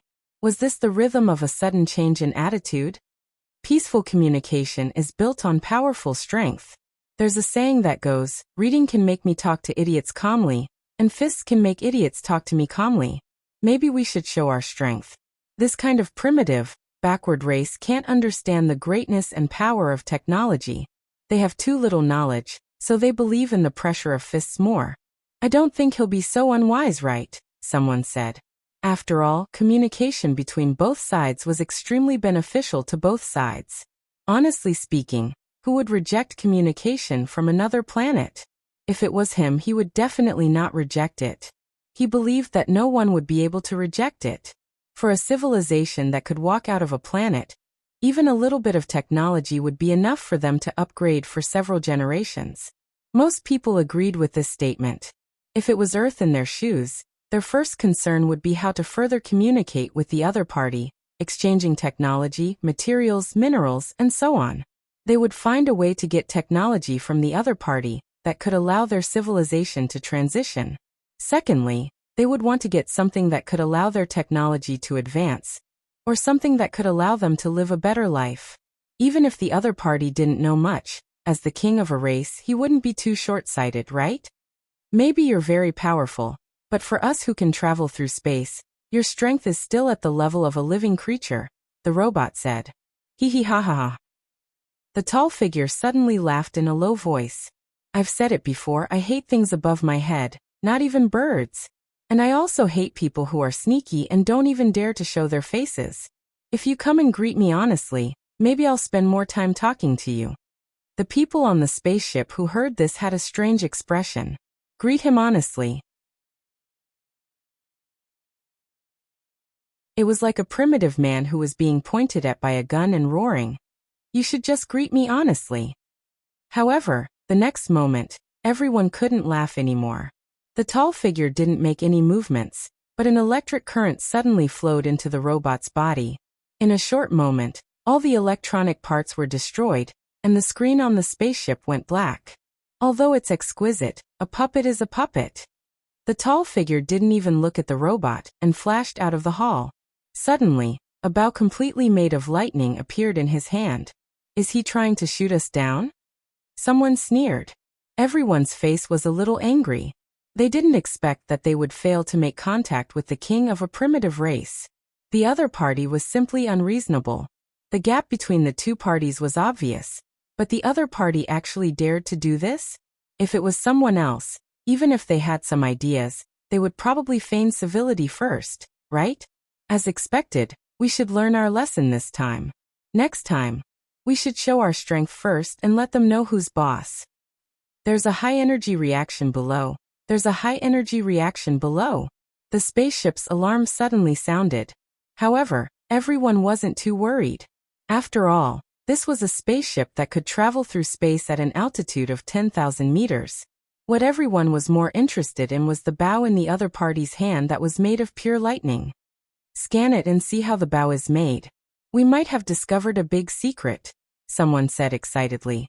Everyone subconsciously felt that this bow made of lightning was some kind of special mineral. If they could excavate it, it might be of great use. A purple ray of light streaked across half the sky. Make sure to observe and record, someone else said.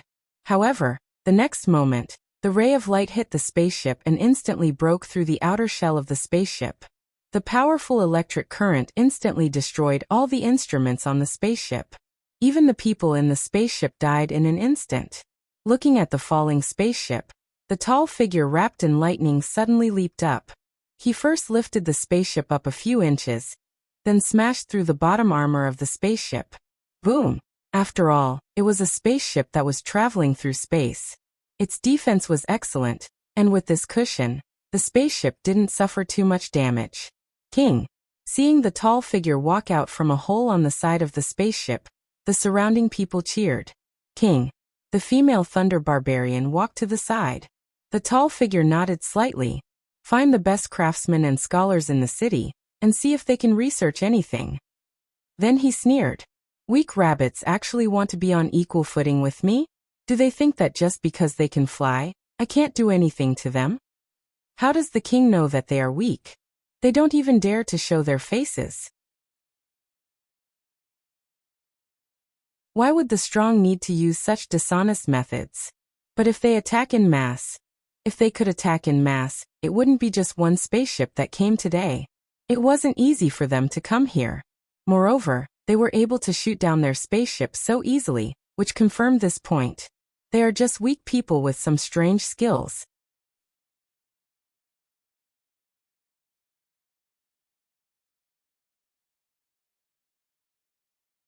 Chapter 1183. I have something to say. I thought that there was nothing that crossed the line in this book. However, I was reported by someone and met with a crackdown. I first 404 before reviewing it. I don't know if it was a certain reader or a certain author who reported me. I blocked a lot of haters and even retaliated. I understand that some people hate me. In Dragon's Sky, I also scolded some people who didn't know anything and just blindly spouted nonsense. It's natural for people to hate me. I don't know who did it, so I'll say it all at once. Maybe they thought that they had won and thought that they could make the authors they didn't like unhappy.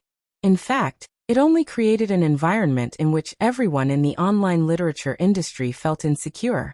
In the end, they didn't dare to write anything. I really don't know what the current online literature industry will look like. I can be sure that readers who like to read will not like to see this. As for some authors, they aren't that hateful, but they are quite pitiful. They can't do anything else and their minds aren't on the right path. They can only be disgusting like this. Anyway, I haven't seen any successful authors who report this or that every day. In the online literature industry, only strength is looked at and nothing else.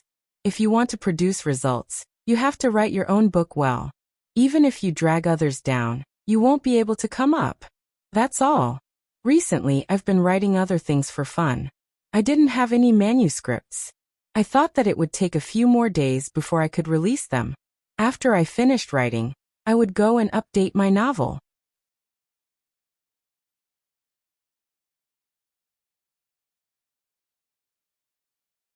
Chapter 1184. Thunder Barbarian King? The spaceship was shot down? Let me watch the video first. Rinpochian was surprised to hear the news. This time, the news came back very quickly. It had only been 10 days in Dayo and 1 month on Earth.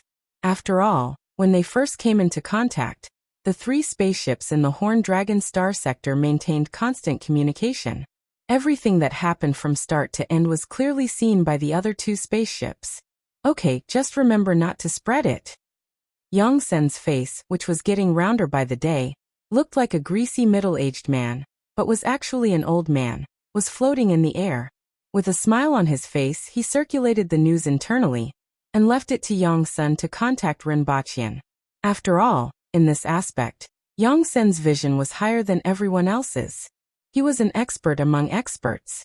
After witnessing the strength of the aliens, Renbachian's status in the system was raised by a plus sign.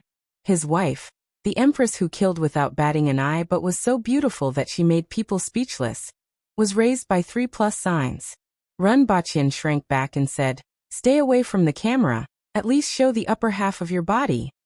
Half of his body was more comfortable than a head floating in the air. Furthermore, this head was too big. Okay. The greasy head of the Messier 87 department, Yang Sun, shrank back and immediately became half of his body. Renbachian opened the video sent by Yang Sun, and even recorded the words of the pilot, as if there was a voiceover. "Ha, those natives must be shocked. Oh mother, I saw God." The flamboyant voice in the voiceover didn't surprise Renbachian too much. This should be how a high-level civilization faced a low-level civilization. A long-lost scene flashed across his mind. Thinking back to when he transmigrated with a bowl of noodles and was almost beheaded, he felt a wave of sourness in his heart and almost cried. However, when he saw the blood and chi value of 112336, Renbachian's face turned solemn. He knew what the blood and chi value of the Empress was. 35,000. The Empress was at the intermediate level of longevity heaven, and had been training outside the wall of 2 worlds for almost 3 years. Now she was close to the advanced level of longevity heaven, and only had a blood and chi value of 35,000. The other party's blood and chi value was 3 times that of the Empress's. Judging from the growth curve of his vitality value, he was probably no longer at the peak of the longevity heaven. At the very least, he had already taken a step there. Since the human emperor was dead, his body had been refined into a strange existence. All of his blood essence had shrunk into a ball near his heart, making it impossible to measure his vitality. Therefore, it was difficult for him to estimate the strength of those who had reached that level. However, Thunder Barbaric King's strength had already caused his heart to tighten. However, judging from the growth curve, he had at most 1 foot taken that step. In that case, how powerful would an existence who had truly reached that level be? As he thought about it, he watched the video and listened to everything that happened next with a thoughtful look in his eyes. Yang Sun didn't rush Renbachian.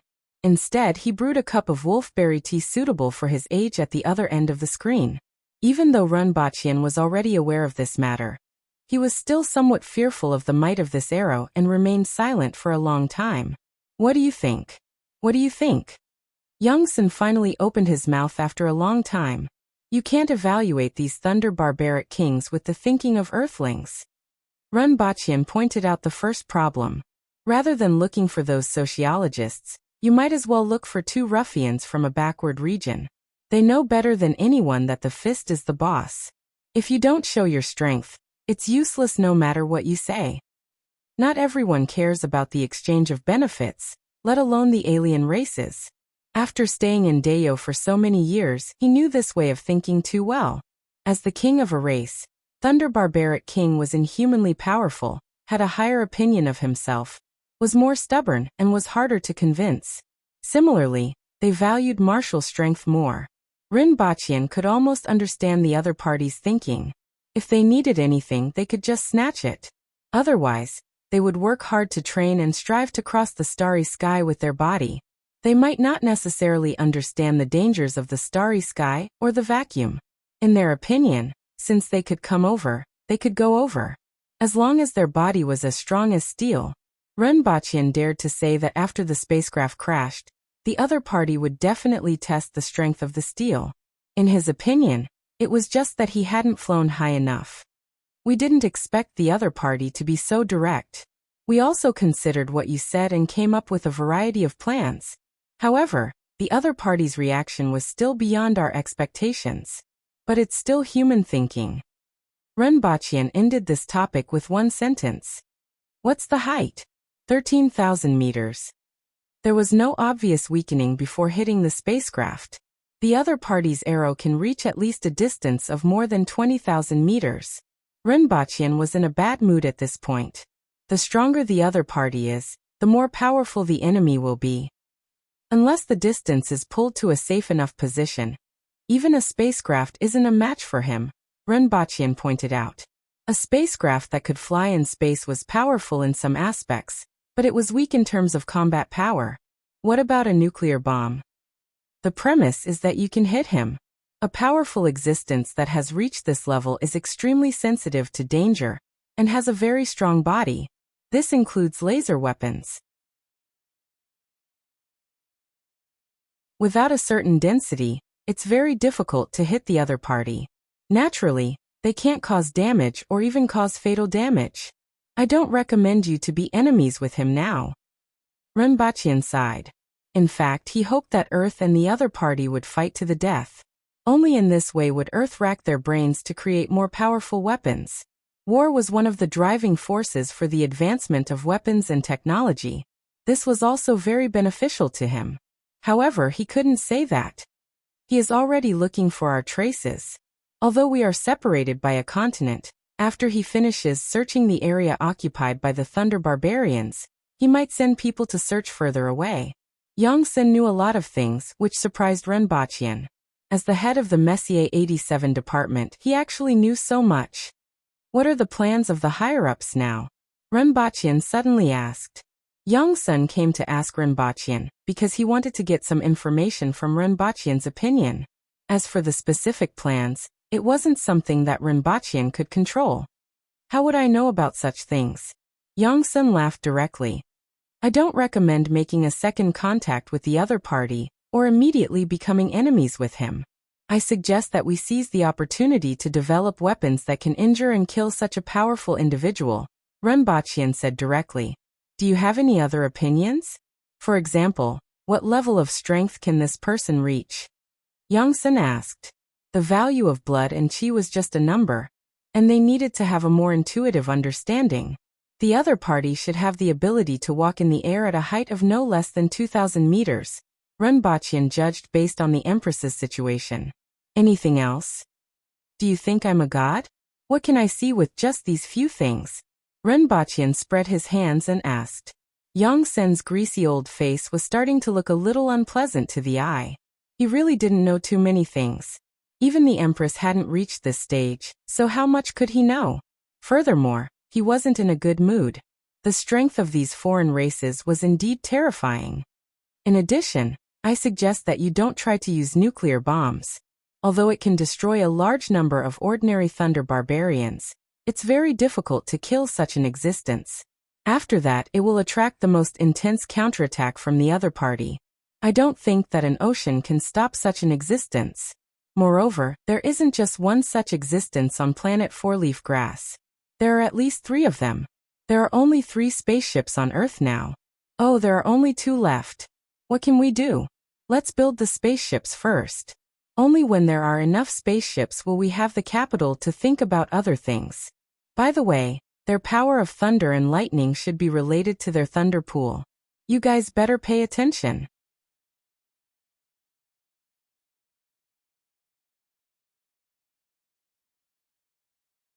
Chapter 1185. Although he was concerned about the follow-up of the four-leaf clover planet, he knew that there wouldn't be any results in a short period of time. The 2 small spaceships would not be able to do anything to the other party. Just like what he said, at most he would throw a few nuclear bombs down to flatten the capital and kill countless Thunder Barbarians. Then, the Thunder Barbarian King would be injured but not killed, and he would retaliate crazily. As for the possibility of Thunder Barbaric King taking a nuclear bomb head-on, if this really happened, he might really consider smearing the nuclear bombs with honey and packing them in a gift box as a gift to the foreign race's heavenly lords. After returning to Dayo, 3 months passed in a flash. The 3 ironclad ships that Chao Zhong was on had also crossed the Chen Nation and ventured thousands of miles into the 60,000 mountains.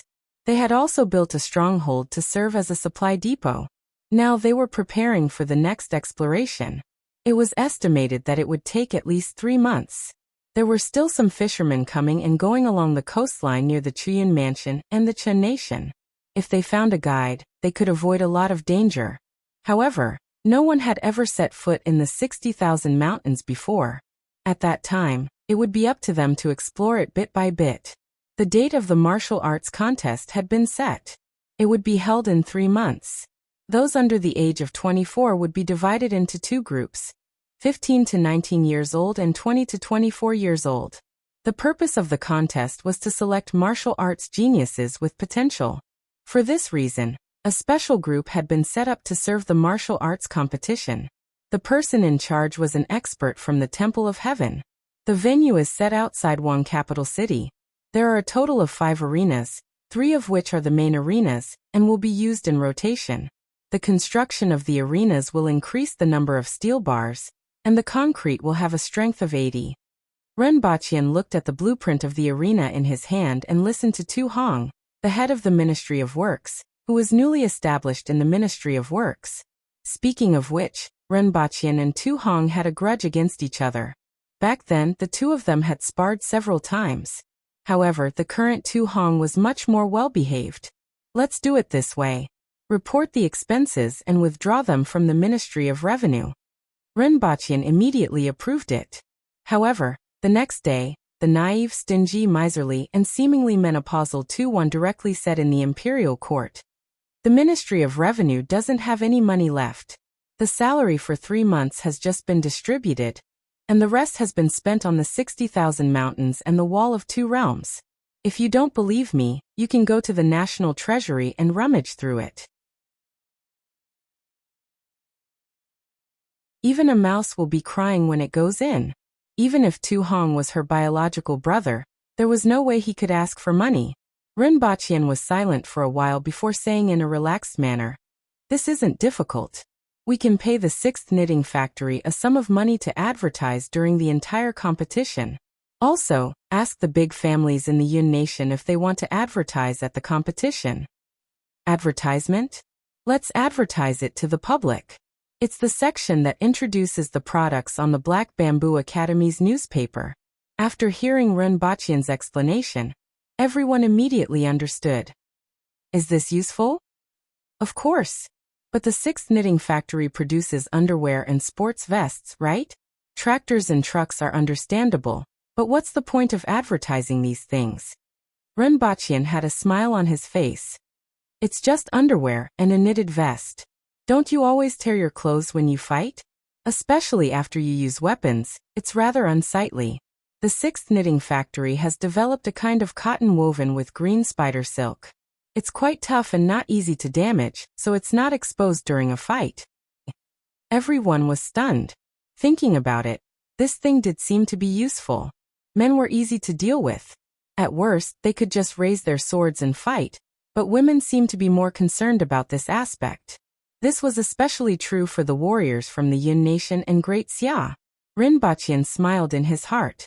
Putting aside the group of big shots in the court who would get drunk and start running around naked, the warriors still cared about their reputation. If it was a battle of life and death, they wouldn't care so much. However, in the arena, who would be willing to expose themselves in a battle of weapons? The advertising fee from the 6th knitting factory was definitely worth it. As for the chambers of commerce and families from the Yun Nation, they weren't without foresight. Those who sold weapons and medicine also had a demand for this.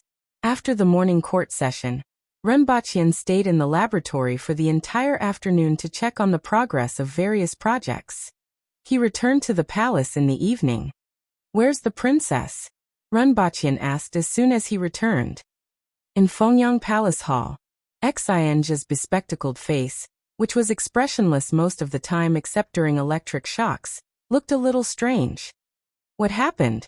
Ren Baqian might not have noticed if there was something wrong with other people's expressions. However, it was too obvious on Xianzhe's face. "Li Yuanju, Lin Yu, and Xing Rua are also there," Xianzhe said in a cold voice. "How did they get together?" Ren Baqian was slightly stunned. "Go on patrol. I'll go take a look." After giving some instructions, Ren Baqian walked toward Fengyang Palace Hall. As soon as he entered the courtyard, he heard the sound of a zither coming from the main hall. Ren Baqian was even more surprised. Hua rarely looked for musicians in the palace. In addition, the identities of the other 3 people made Ren Baqian even more curious about what they were doing. However, when he walked to the front of the hall, he vaguely heard a song coming from inside. The melody was a little familiar. We met again at a wedding banquet. A beautiful woman was at the side. The candlelight swayed red. The lights were twinkling, reflecting a pair of picturesque faces, like a gentle old dream on a cardamom branch. I don't know the opposite party. Suddenly, my thoughts churned. I see your clothes are still white, but your expression is a little cold. The voice was like the cry of a phoenix, extremely melodious, and lingered in the air. People couldn't help but stop in their tracks to avoid disturbing the person who was singing. It sounds familiar, Rinpoche thought to himself. He slowed down and took a few steps forward before he could see the situation in the hall clearly. He saw that the woman who was sitting with her eyes squinted, and whose voice was like the sound of nature, was actually Linyu. Li Yuanzhu was sitting cross-legged behind her, and playing the zither. Not far from her was Hua, who was sitting behind a drum.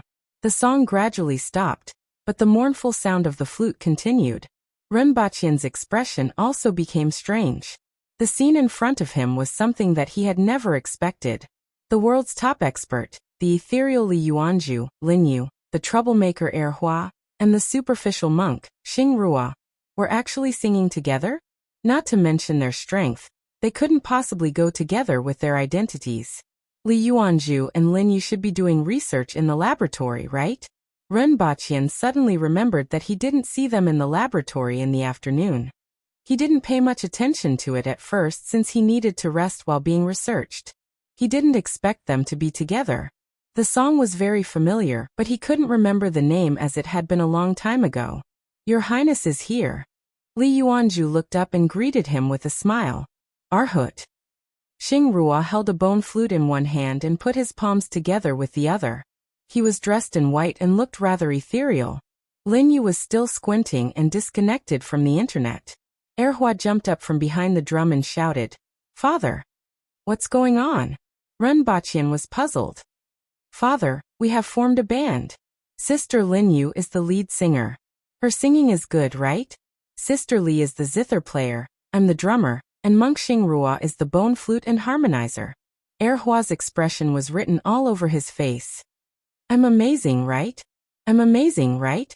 Why aren't you praising me? If you don't praise me, I'll beat your chest with my little fists." Band. Rinpoche was a little confused. These people were going to form a band together? This didn't seem right. Yes. We are going to form a rock band, but we are still getting used to it. Isn't Sister Linyu's singing nice? We will definitely be popular. Hua said cheerfully. Li Yuanzhu nodded slightly and smiled. Linyu continued to disconnect from the internet. Xingrua smiled without saying anything and muttered, "Ba." Rinpoche looked at the four of them, then at them again, and then again. He had a stomach full of complaints but didn't know where to start. A Taoist nun, a monk, a princess, a mysterious internet expert, and a rock band. How did these dozens of words come together? Also, the previous chapter was about studying extraterrestrial experts. How did this chapter jump to a rock band? After a while, Rinpoche suddenly slapped his thigh and looked at Li Yuanzhu with a strange expression. He remembered the name of this song. A Taoist nun friend of mine. Do you know the name of this song, Jinren Li? Poster. Share. You're tuning in to the Li Mei's Wuxia Whispers YouTube channel. We're so grateful for your support, and don't forget to subscribe to join us on this incredible journey through captivating stories. Your generosity through donations truly makes a world of difference, as it's the primary source of revenue that allows me to expand and enhance this channel for you. Thank you from the bottom of my heart for being a part of this adventure.